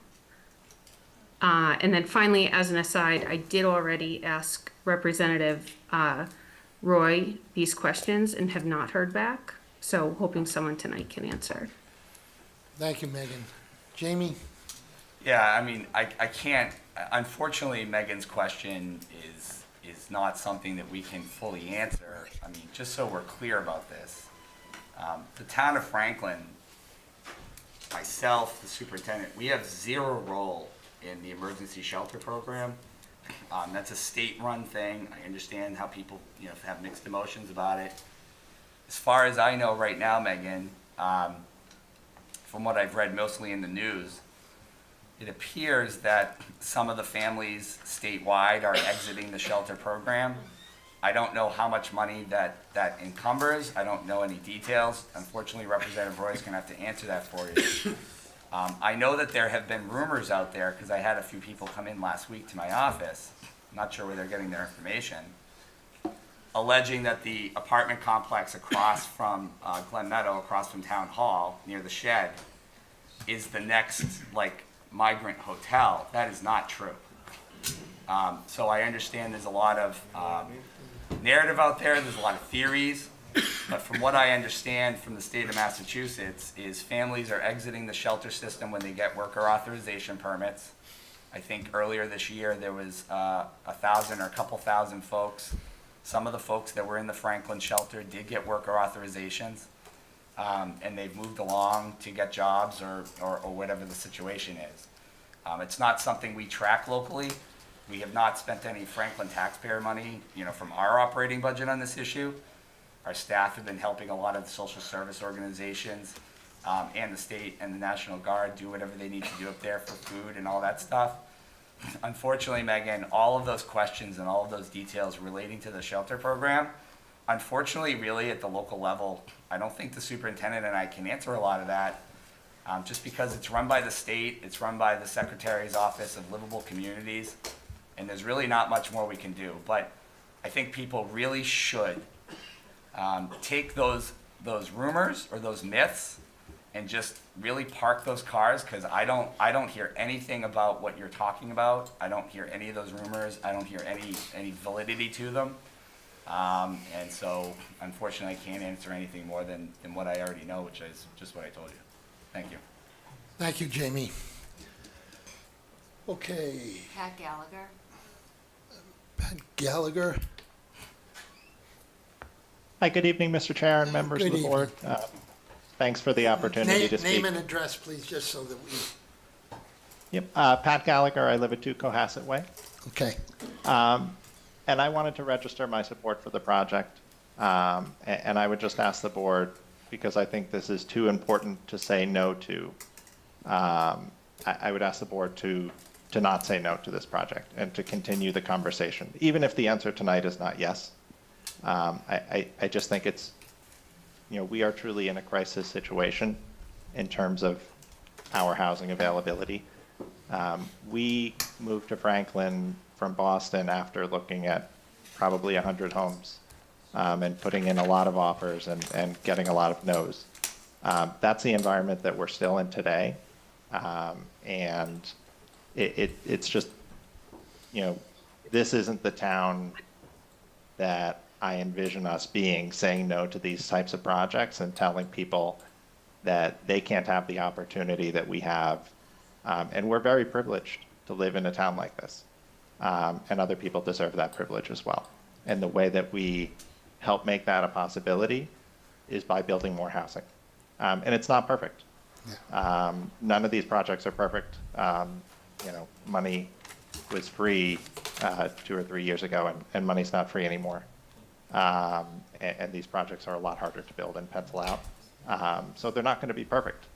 But I think it's so important to focus on the good of these projects, and this isn't the only one in town, to focus on the good and the opportunity in creating housing in what is really a desperate situation in Franklin and in our entire region.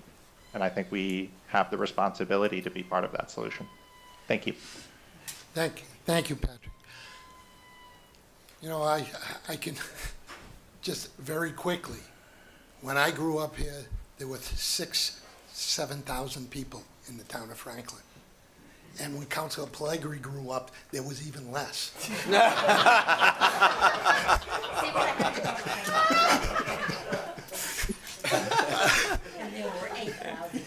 It was known as the village of Franklin back then.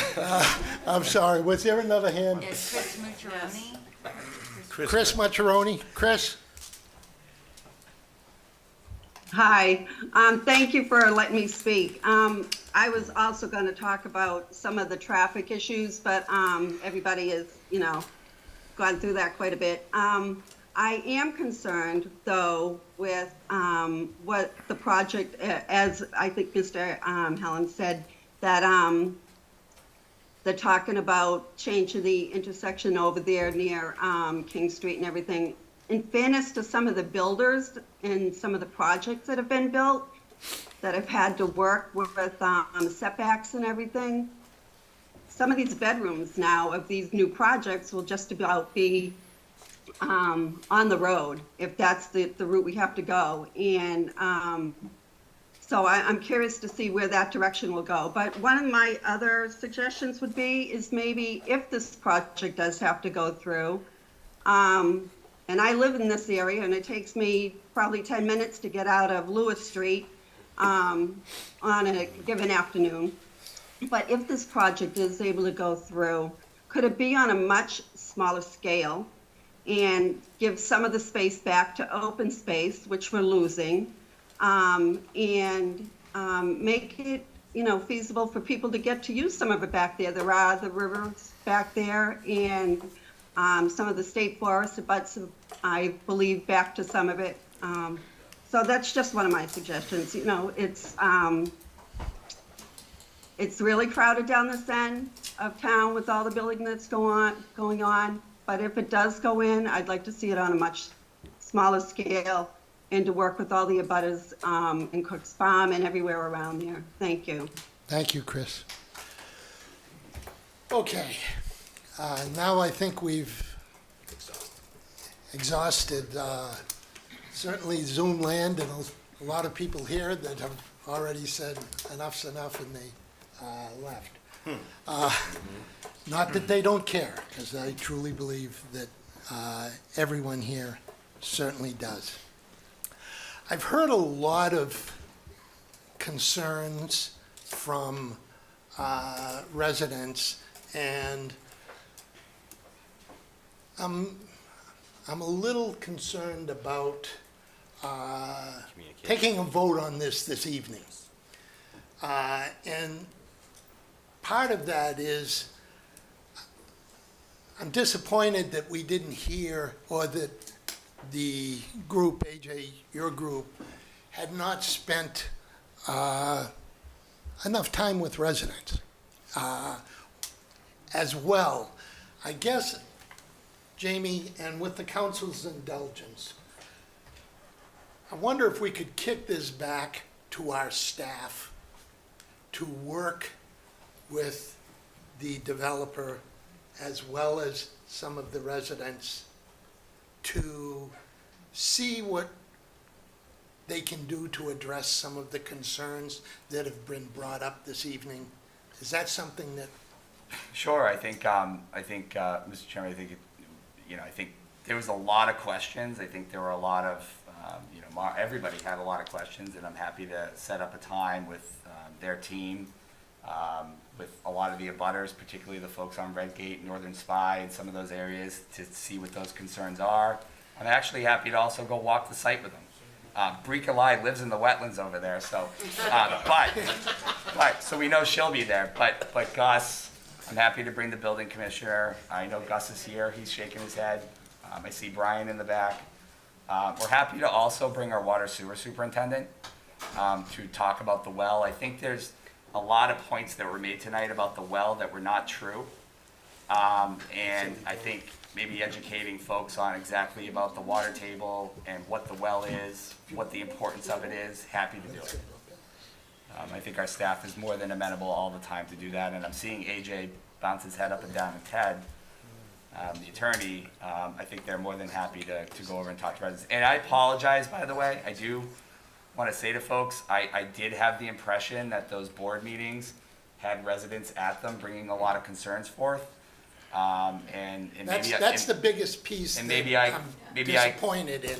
I didn't go to those meetings. I don't have enough time to go to every meeting, obviously, but I get it. But I had the impression that a lot of the folks that were here tonight showed up at those meetings, and that a lot of the feedback the planning board had, for example, was based off concerns from abutters. So if that didn't happen correctly, I think we can definitely correct it. Well, based on what I'm hearing, it doesn't sound like it did.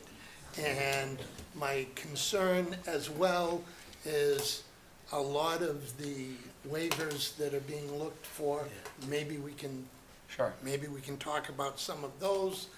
Maybe, I know the people along Redgate, and I know Susan and your neighbor.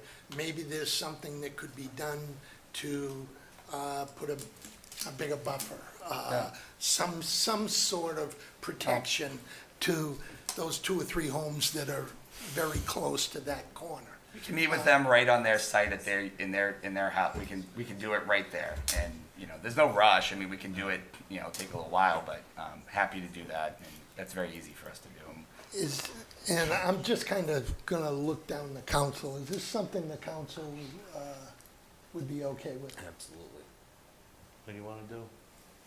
Do you want to meet with them? Yeah, we're open to continuing the meeting or, working outside of here to address some of these concerns, which we think, we have a good idea of how to solve some of these concerns that we've heard tonight. So we appreciate the feedback from everyone. Everybody okay with that? Kobe? No. Oh. Kobe's got his hand up. Sorry. I don't think it's going to change much, but go ahead. Well, I just think it gives the residents, if in fact it were to pass this evening, the residents haven't had that opportunity. I'm trying to give them that opportunity before the vote is taken. I see that. That's what I'm trying to do. Yeah, and Kobe has his hand up. I just saw it. Kobe, Councilor Frangillo.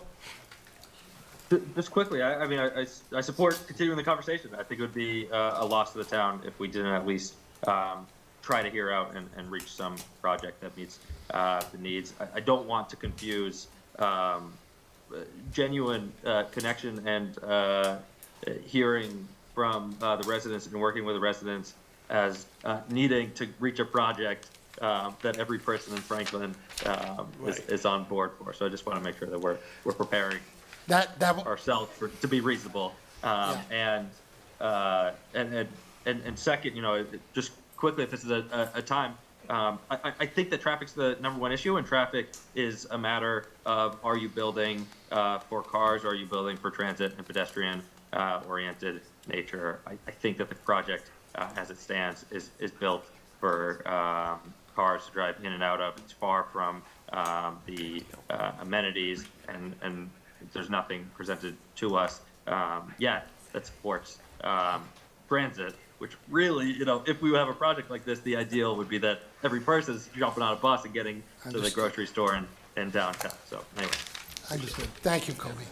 Can I make a quick suggestion based on tonight's discussion with the audience? Very quick. Thank you, Mr. Chair. Mr. Chairman, through you to the developers, this is something that came up from a point from the audience tonight, and Jamie, maybe you can answer this question from the town's perspective. The town owns the land immediately behind there, and the question came up about building secondary paths that may be able to give some pedestrian traffic maybe towards the backside of the property over towards maybe a trail or whatever. We currently have the well trail back there, correct, Jamie?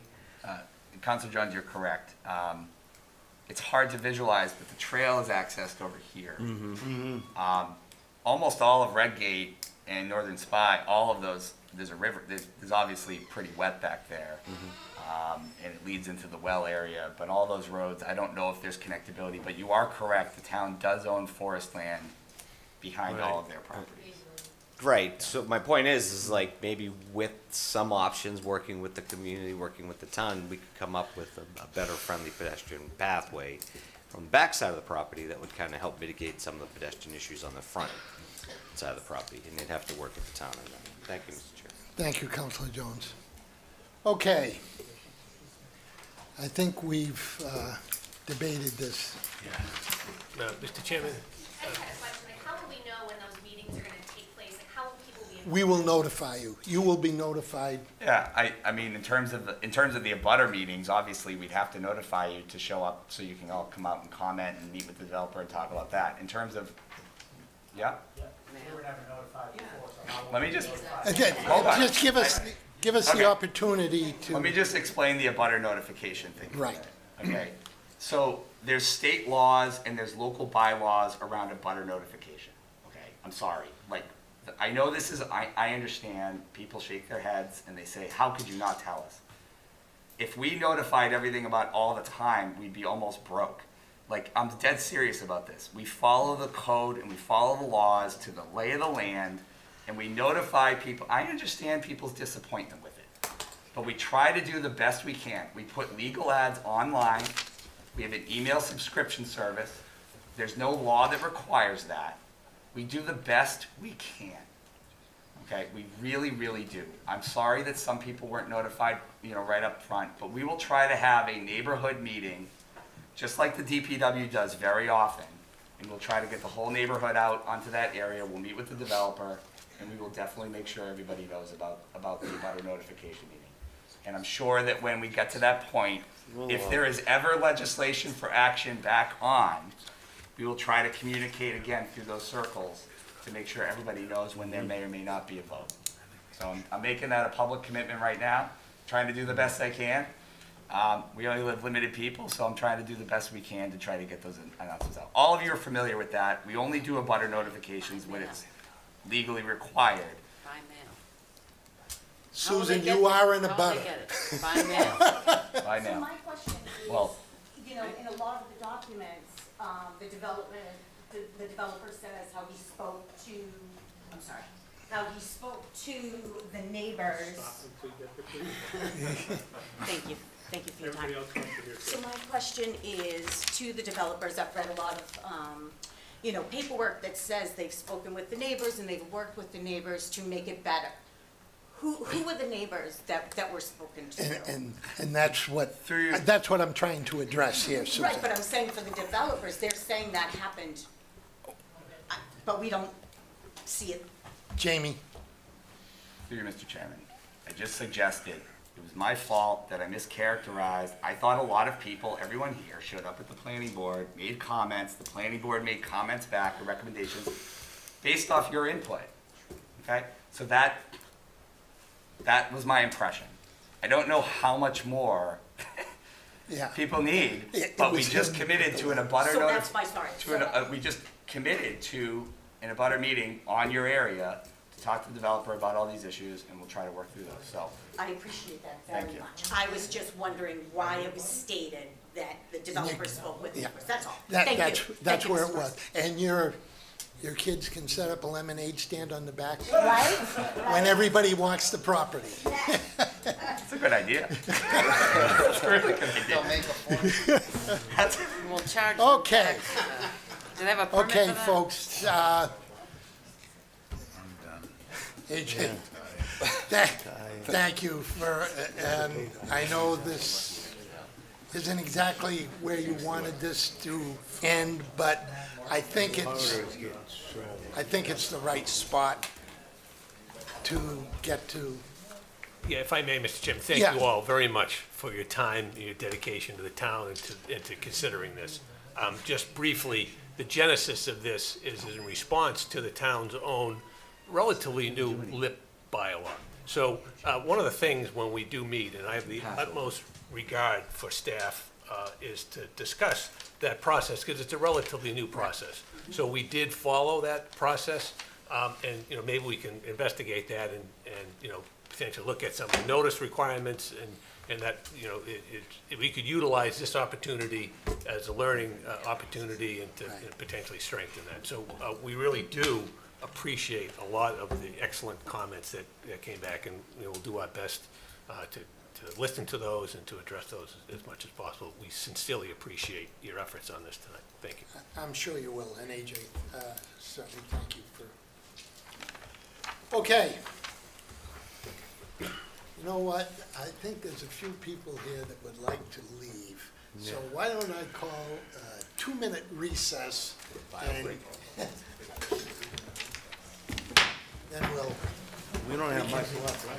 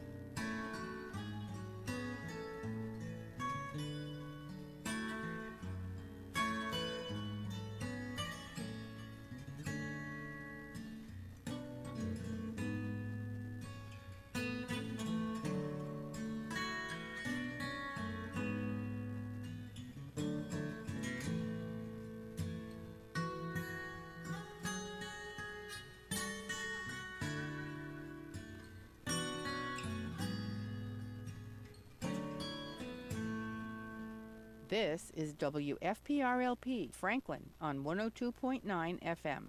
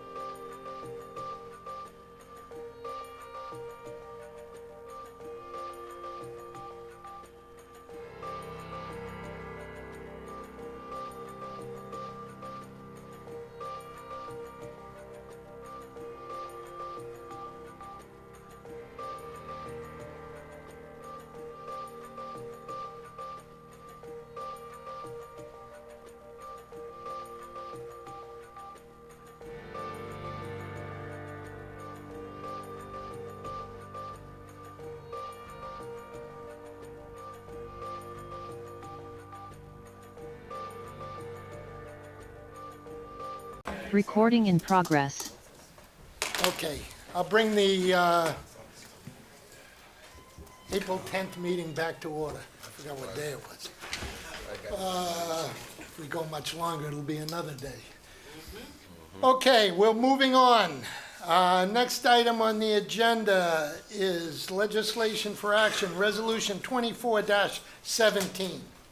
Local acceptance of General Law, Chapter 166, Section 32A. No, is that? 32A. Yeah, 32A. 32A. Clerk will read the resolution. Thank you, Mr. Chairman. This is Resolution 24-17, local acceptance of General Law, Chapter 166, Section 32A.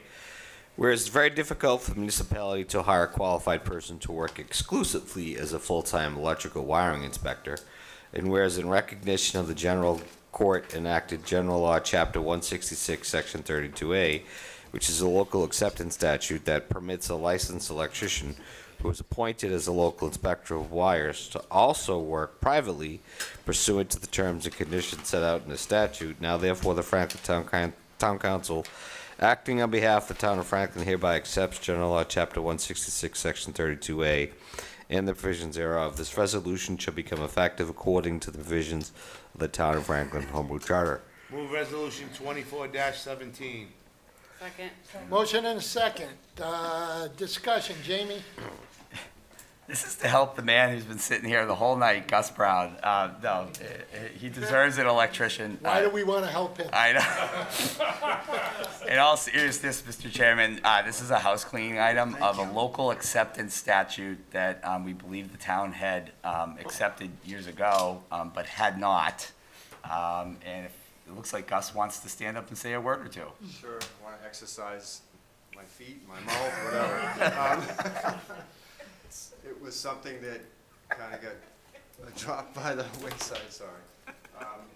With the fact that we had done it years ago, I could have even been when there were selectmen in your seats, select women too, in your seats, where they allowed our town inspectors, the part-time inspectors that did mechanical work, to also work as a private contractor in town, and to do electrical and plumbing inspector. The building commission has never had that authority in Franklin to do work on the side, so to speak. So they were approved to do it. However, there was this law, 166, Mass General Law, that I just found out about, and we had to move pretty quickly if we could to get this in front of you, which Mark Sorrell did a great job doing so. But this is going to allow our electrical inspectors legally to work in town as an inspector and as a private contractor. And with your blessing tonight, you'll be able, the two that I have that don't work in town every day, but occasionally will be able to do both their jobs. I think the first question that everybody would ask is, they obviously would not be inspecting their own work. Right, that's. That's actually why you need the other inspectors that are not the ones that are usually on staff, because those ones have to recuse themselves, and then you need somebody still to go out and do it. Yeah. And if I can go through the chair again. You still have the floor, Mr. Brown. Thank you very much. The plumbing inspector doesn't have such a rule to abide by. It would still have to be voted in on some other resolution, not in a Mass General Law, for the plumbing inspector to work in town and to be inspected in town, but that was already done years ago. Okay. Whether that's still in effect, I think it is. I don't know that. Something we should check. Not that he's doing anything, but. Okay. No, you talked enough, Gus. Yeah. Yeah. Okay. Aye. We have a motion, and a second. Any further discussion? No. Mr. Jones, please make it quick. I'm assuming it's Mr. Laughlin and Ms. Sweet that are You your. have hit the nail on the head. Yes, okay. With a staple on the head. Yep, no, that's good. And just again, I think it's already been stated that obviously there's just so long as there's no conflict of interest of work interests in regards to signing off on any permits or With signing Franklin, off. we make absolutely sure of that.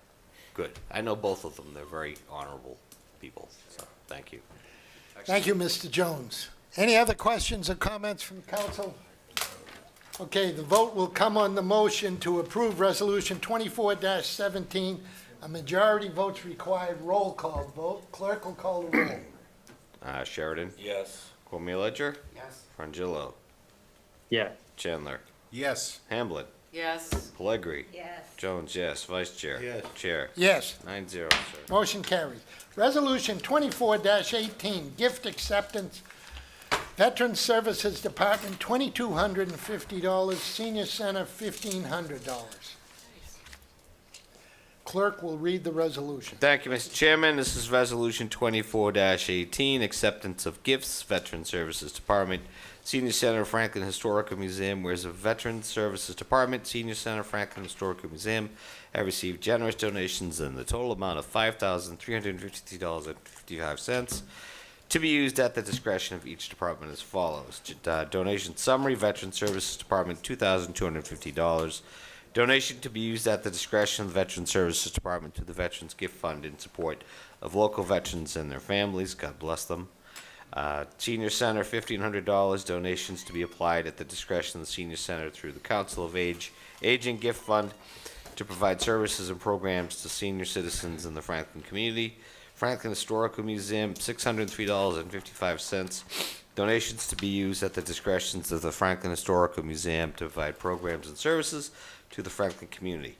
The list of all donors is included in the April 10th, 2024 Town Council meeting agenda packet. Now therefore be resolved that the Town Council of the Town of Franklin, on behalf of the Veteran Services Department, Senior Center, and Franklin Historical Museum, gratefully accepts these generous donations to be used at the discretion of each department for the purposes of noted above. This resolution should become effective according to the provisions of the Town of Franklin Home Rule Charter. Move resolution 24-18. Second. Motion is second. Discussion. Just thanking the families and people that continue to step forward and donate to our different departments, Veteran Services and Senior Centers, and all of the other departments that continue to get supported by the community. So with that, the vote will come on the motion to approve Resolution 24-18. Again, a majority roll call votes required. Clerk will call the roll. Hamblin. Yes. Pellegri. Yes. Chandler. Yes. Frangillo. Yes. Cormier Ledger. Yes. And Sheridan. Yes. Jones, yes. Vice Chair. Yes. Chair. Yes. 9-0. Motion carried. Town Administrator's report. I'm going to try to make it quick, Mr. Chairman. I'm about to lose my voice, which I know is not, nobody else is upset about that, but Nobody up here. I don't think anybody at home, I don't think anybody, Nobody at home. they're hoping I lose it right now. But just a few really, really, really important things. Number one, the budget. You've heard a lot about this. My budget presentation will be out this Friday. And a key date, well, a few key dates. The budget will be out this Friday, the town administrator's budget by the town charter. Finance committee will be next Wednesday, the 17th. I'm sure there'll be some discussion around preliminary talks about the budget. A very, very important date, Mr. Chairman, which I know you'll emphasize again in a moment, during your moment. April 24th is going to be a public hearing on an override at Franklin High School at 7 o'clock. The town council and school committee will hold a joint meeting. And that meeting is intended to hear feedback from the community on the override. And so I hope everybody will attend. I don't know how many seats are in the auditorium, Mr. Chairman, but it will. 842. Who was counting? But just like I had to give. We got to get a little saucy here. And it will be on Zoom. We did check, so people will still be able to watch from home. And I know Franklin TV will record it. A very important night. And then the FinCom hearings will be May 6th, May 8th, and May 15th. Second, Councilor Sheridan had asked a couple meetings ago for an update on the migrant situation at the hotel. I don't think I could ever say enough great things about Kathy Liberty, our health director. And all of the amazing stakeholders in this community, the Interfaith Coalition, to the Safe Coalition, to the Food Pantry, and just dozens, if not hundreds and hundreds and hundreds of other people at the Federated Church, for all their work that they've been doing over the last months. I got a little bit of an update. We don't have confirmation actually from the state that they've renewed the lease for the next year. We do not have that. I have asked over and over for 2 months for an answer to that.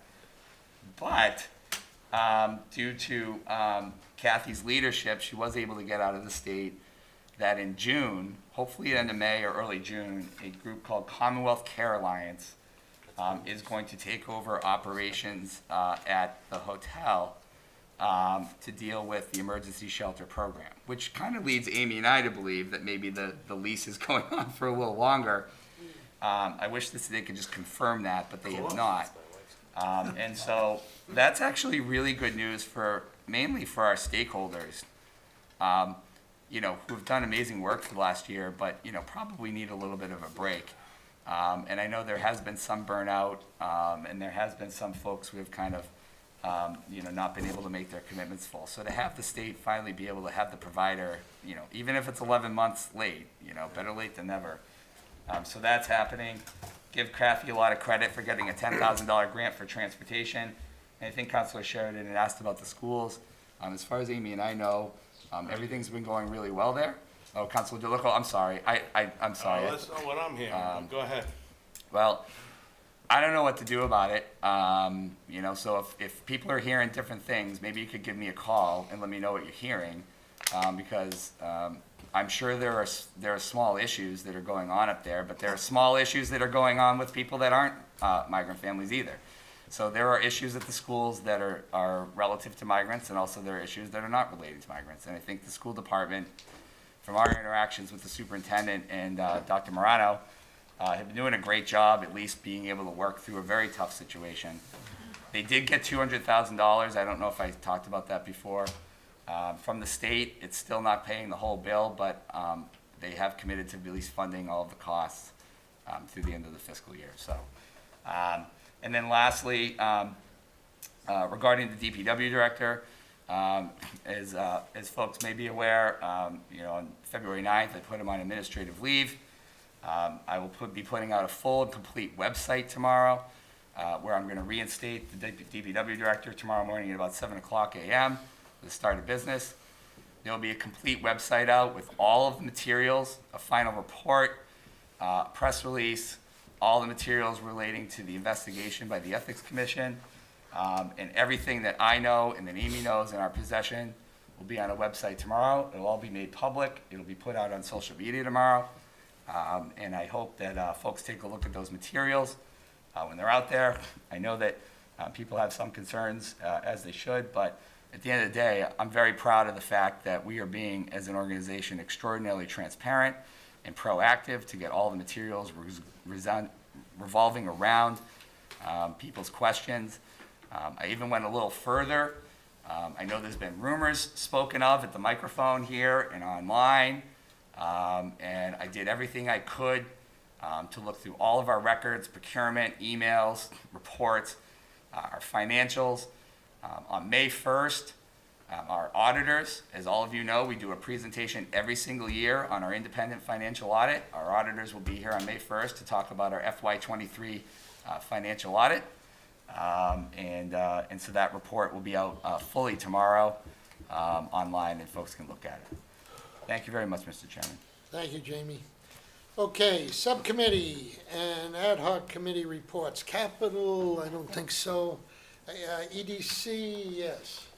Yes, thank you, Mr. Chairman. We met tonight before the first, before this meeting. We spoke about downtown commercial parking and revisions in that. And how we can become MBTA compliant with this change. We also added a little more changes to it. We'd like to bring it to the full council to have a discussion, and then send it to the planning board if we get that far. Yeah. So, we just want to have a bigger conversation about it. Understood. Okay, thank you.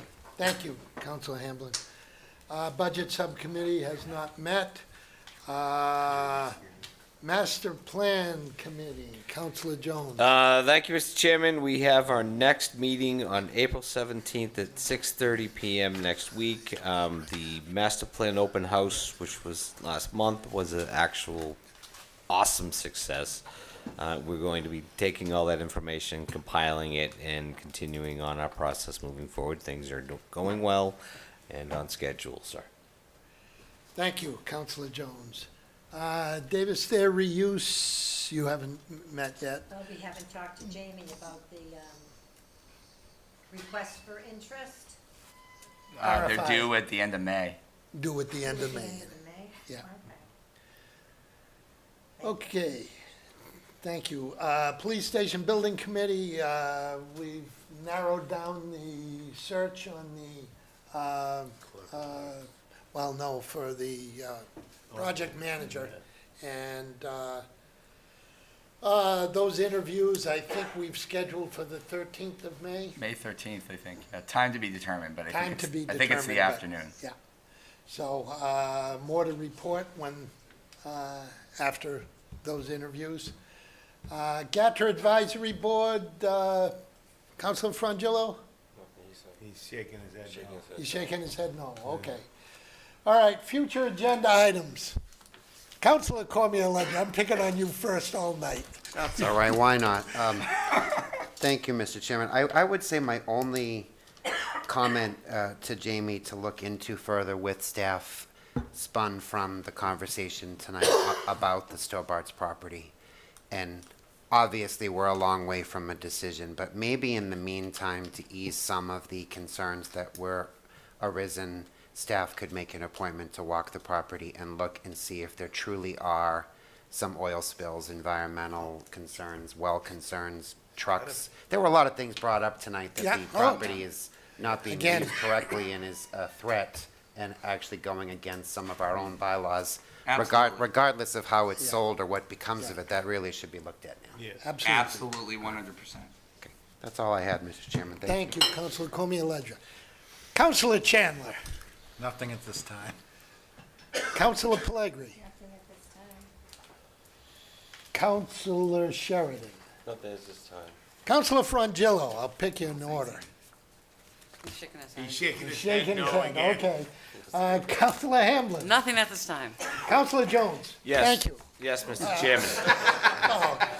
For future agenda items, I'd like to make shorter agenda requests. What? Shorter agendas. You want to have a That was a, discussion? that was a Jones. That was a joke, Jones. Okay, Councilor Shorter DeLongco. agenda. Thank you, Bobby. Make a note. I just had the immigrants in the schools, but Jamie said that he already knows, but I know a little bit more than he does, so I'll tell him. Yep. There you go, please do. You always do, Bobby. You always do. I do not have any, so we'll move on to councilor comments. Councilor Comia-Ledger. Thank you, Mr. Chairman. See Thank you, you Gene. to everybody for the marathon meeting tonight. I know everybody's tired, but I do think there was some good dialogue, and I think it's great to see the community come out and for us to listen to their Absolutely. concerns. I would like, along the lines of the migrant issue, though, Jamie, maybe we can have the police chief come and just give a quick update from his perspective, because I do think there's a lot of speculation and people and rumors flying around, especially on social media, that there are inappropriate things happening at the hotel, safety concerns, there's things happening in the schools. We don't know if it's true or not, but he could certainly stand up in front of everybody and give an update, and it would just put that to rest. Okay. But other than that, He's coming on May 1st. Yeah, he'll be at the May Great. 1st meeting. So is Great. a few weeks down the road, okay? yeah, Maybe? and I that's fine. think that would help the community kind of put some of that stuff to rest anyway. But anyway, I wanted to thank everybody too for helping us wrap up the Art and Culture Subcommittee. That we had a great meeting, and then we followed it up with the grant presentation and celebration that was at Dean. And it was nice to kind of put a bow on that project and be able to sort of pass the baton on to Corey and let her do some great things. So we're excited about that. So thank you, Mr. Chairman. Thank you, Councilor Comia-Ledger. Councilor Chandler. Through you, Mr. Chairman, make it quick tonight. Well, it's interesting that Mr. Canareggi's coming back, because my councilor comment was if the DPW could send somebody by Ms. Sullivan's house tomorrow and take care of those patches. You remember her? Yeah, oh, calling- yeah, Does yeah. anyone remember her calling me out on that? Yes. Yeah. Mr. Pothole? That comment she made actually is the 48-hour rule. So now we have 48 hours. I already noted it down. Councilor Chandler, you were spot on. Yeah. Thank you. All right, as long as someone's gonna go by, I'll drive by there and. Give him till 7:30. 48, yeah. Yeah, I know, 7:30. If he sends the truck out in the morning, that would be great, though, just to Not too really though. keep my pothole king reputation. Yes. Thank you, Mr. Chairman. Thank you, Councilor Chandler. Councilor Pellegrini. Oh, I have a couple of things here. First of all, no one has mentioned the earthquake that we had on Tuesday. Do you all know about it? Shook me all night long. Huh? It shook me all night long. Let me tell you, I was at the. You were at the senior center. And all of a sudden, all the eyes looked at each other because our feet were moving. The lights in that weren't moving at all, but it was all under our feet and on the first floor. I was on the second floor. So I said, oh my God. And the girl next to me said, I think it's an earthquake. I said, Well, I called Jamie right away, and I said, Jamie, are you getting tremors over there? And he said, for what? I called you back right away. Yeah, and he looked into it, and he said, yes, it was a 4.7. Now, I don't know if we've ever had one of those in town before. I don't ever remember it It was being in Jersey. said. New Jersey. Yeah, we did? In Jersey. Perhaps we did, so. Anyway, that was something to, you know, shake up the town. Next, I wanted to question, you know, the stores that are going out, up on the main street. Does that have anything to do with the pop-up stores? No. In fact, Escape to Fiction was a pop-up store That's true. at a different site. I'm guessing each business has their own story. My guess may be the rent is too high. Rent, there we go, with rent again, right. Well, Escape to Fiction's relocating their family, Right. right? It's because they couldn't make it work. But I think the rent is too damn high. Thank you, Ted. Yeah. Okay. It's expensive to Let me live see what else I had here real quick. Oh, I wanted to mention the marathon on Monday, that my granddaughter is running. She's running with the JDRF. She's a type 1 diabetic. She got all her money that she had to collect and all of that. And if you're there, you will see them in green shirts and that. And we're gonna be set up with a group of green shirt people. It's called Team Maggie. So I give her all the credit in the world. She's been practicing, or what do you say? Practicing training. And she's doing a great job. And lastly, I just didn't know if the Franklin High School, I probably should go to the school committee for this, works with the ROTC program at all in Franklin. Yeah, they do. Because I do have to brag a little bit right now. My grandson was accepted. He's going to Harvard in the fall. And through ROTC, after he was accepted in that, he looked into it because they contacted him. And we went to a program at Gillette Stadium the other day, and Monday, and they presented him and 4 other seniors with checks for college, and he got a check for $253,000. Wow, congratulations. ROTC, believe me, is very, very good. One year at Harvard. And they Yeah, said, it's 1 year. huh? One credit. Well, it's tuition only, so that's like $59,000, and then he has to Okay. pay room and board. That's But I mean, great. here That's he great. gets this, and like one of the officers were talking, and they said, a lot of the towns are not promoting this. So they had all kinds of guidance counselors and all there, and I spoke to a few of them, and I don't know if Franklin is involved with that. No I don't one think was so. there from Franklin. Whoops. Chairman of the school committee's here. I'm sure he will take I it can see you back. behind that beam. He's hiding. Yeah, and He'll take note of it. are you involved with the ROTC program? Yeah, I can read right from our website, but the guidance department does kind of work Yeah.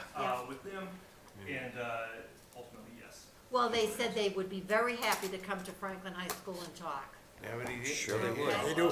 Considering their ranks. All right, you can talk to me afterward, I'll sit okay? right here so you can see me.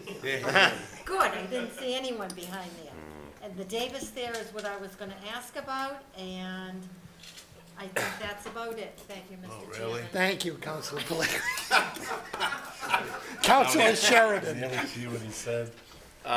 Some high schools have junior ROTC, so they might be thinking of, I don't think Franklin does. But they work with them, but sometimes. And my son's at Andy Sullivan, he said that everything's going well with the migrants. He's got to know some of them. Councilor Frangillo. Very, very quickly, Arts and Culture Subcommittee wrapped up, passed on the report. If you haven't seen it, I was pretty proud of the product, and Corey's been fantastic at picking it up and running with it. I'm really excited about the direction of arts and culture in town. yeah, I've had nothing but positive interactions with the migrants. I've been at birthday parties. I've played pickup soccer. I've met a few at the library. It's great having new friends in town. I had one other piece, but it's failing me now, and I think that's okay. All right. Thank you, Councilor Frangillo. Councilor Hamblin. Thank you, Mr. Chairman. I just wanted to reiterate what Councilor Cormier-Ledger and Councilor Frangillo just said about the arts and culture, the ad hoc committee, and Corey Shea, and it's just really good stuff. I think we can all agree that's something we can all feel good about. And just quickly, I just want to give my condolences to Larry Budarian's family and his passing, including all his veterans family, because he had a big family of veterans at the VFW Post 3402, and everyone at Veterans Services. I'm sure everyone misses him a great deal, and I just want them to know I'm thinking about them. Thank you. Thank you, Councilor Hamblin. Councilor Jones. Thank you, Mr. Chairman. Couple of really good things. I know it's kind of late. My son might still actually be awake, ironically enough, because he is a 19-year-old at Dean College. Dean College actually just had a show called Pocatello, which they actually casted 2 different casts for it. My son ended up playing one of the main roles of Nick, and I saw that show over at Dean College on Friday night. And let me tell you, folks, if you have an opportunity, get an opportunity to go by Dean College and see any one of their shows or their plays, they put on a spectacular show. All of these kids pour their heart into this. It was a great show. Sunday, because it hasn't been mentioned yet, La Cantina Winery had their grand opening of their new location, which is quite literally right next to their old location. But if you get a chance to go over and check it out, it came out absolutely spectacular. They serve pizza over there now. They have this nice little brick oven pizza inside. The decor just looks remarkable. It was a great event on Sunday afternoon. I was very happy to attend. And finally, my last thing for the day, to end my very long day. I've been up since 4 a.m., but it was worth every single second, because today, up in the University of New Hampshire, my cadets competed at the Seacoast Sea Perch International ROV competition. This is our 4th year, and my team won first place. My cadets won first place for the 2nd time in a row, 2 years in a row, back to back. This moves them on to the international competitions in Maryland, and I'm just so very proud of the hard work. This was like a 6-month process leading up to this process to get to the internationals. The internationals are in June. I'm just so proud of my cadets for all the hard work they put into making this happen. So. Thank you, Councilor Jones. Councilor DeLarco. Thank you, Mr. Brunelli. Yeah, I'd like to send out to the Bedarian family and also to the Brunelli family. Clem Brunelli died over the weekend. What else was I gonna say? Since everybody's been so nice about the migrants, but I had a couple families come over my house and they're not so nice, the ones at the high school. So I can fill you in what's been happening up there, and I heard Oak Street's a mess, so that's what I'm hearing. So, Hold the chair of the school committee. yeah, so if that's happening, something's gotta be done about it, so. Outside of that, I think that's it. Thank you, Councilor DeLarco. Lastly, I'll make it very quick. Obviously, I want to offer my condolences to the Bedarian family as well as the Brunelli family. And I also want to say thank you to all of the people that came to tonight's presentation. We had a packed house here. We've had a couple of them over the last few months, and it's really good to see people getting involved. And certainly we listen to your input, and we want your input, and we want you here, if you can. And my last point is April 24th, Franklin High School, joint meeting of the Franklin Town Council and the Franklin School Committee to talk about the overrides. There'll be no vote that night. But what there will be is public input an opportunity for the public to speak. If you're going to, if you have a concern or have a question, that's the meeting to come to. And we're having it at the auditorium because we can fit 842 people in the seats. So, How do you know that number? well, because they took out the first, they took out the first row so they could get the chorus into it. So that's why it was reduced. Okay, with that, we do have a need for executive session to review and approve minutes from March 13th, 2024 of Town Council executive session. I so declare, and we will not return to open session. So it's a roll call vote. Clerk will call the roll. I'll have to say something first. Mr. Chairman, I'd like to make a motion for us to enter into executive session to review and approve minutes for March 13, 2024 Town Council executive session, and to not resume into regular session. Resume? Or, Yeah. it's 11 o'clock. Roll call. It's so late, the clock stopped. Exactly. Battery's dead. Yeah, it did. It stopped. Look at that. That's funny. Sheridan, Yes. Cormier Ledger, Yes. Frangillo, He quit. he quit. Chandler, Yes. Hamblin, I guess if we have to. Pellegri, Jones, yes. Vice Chair, Chair. Yes.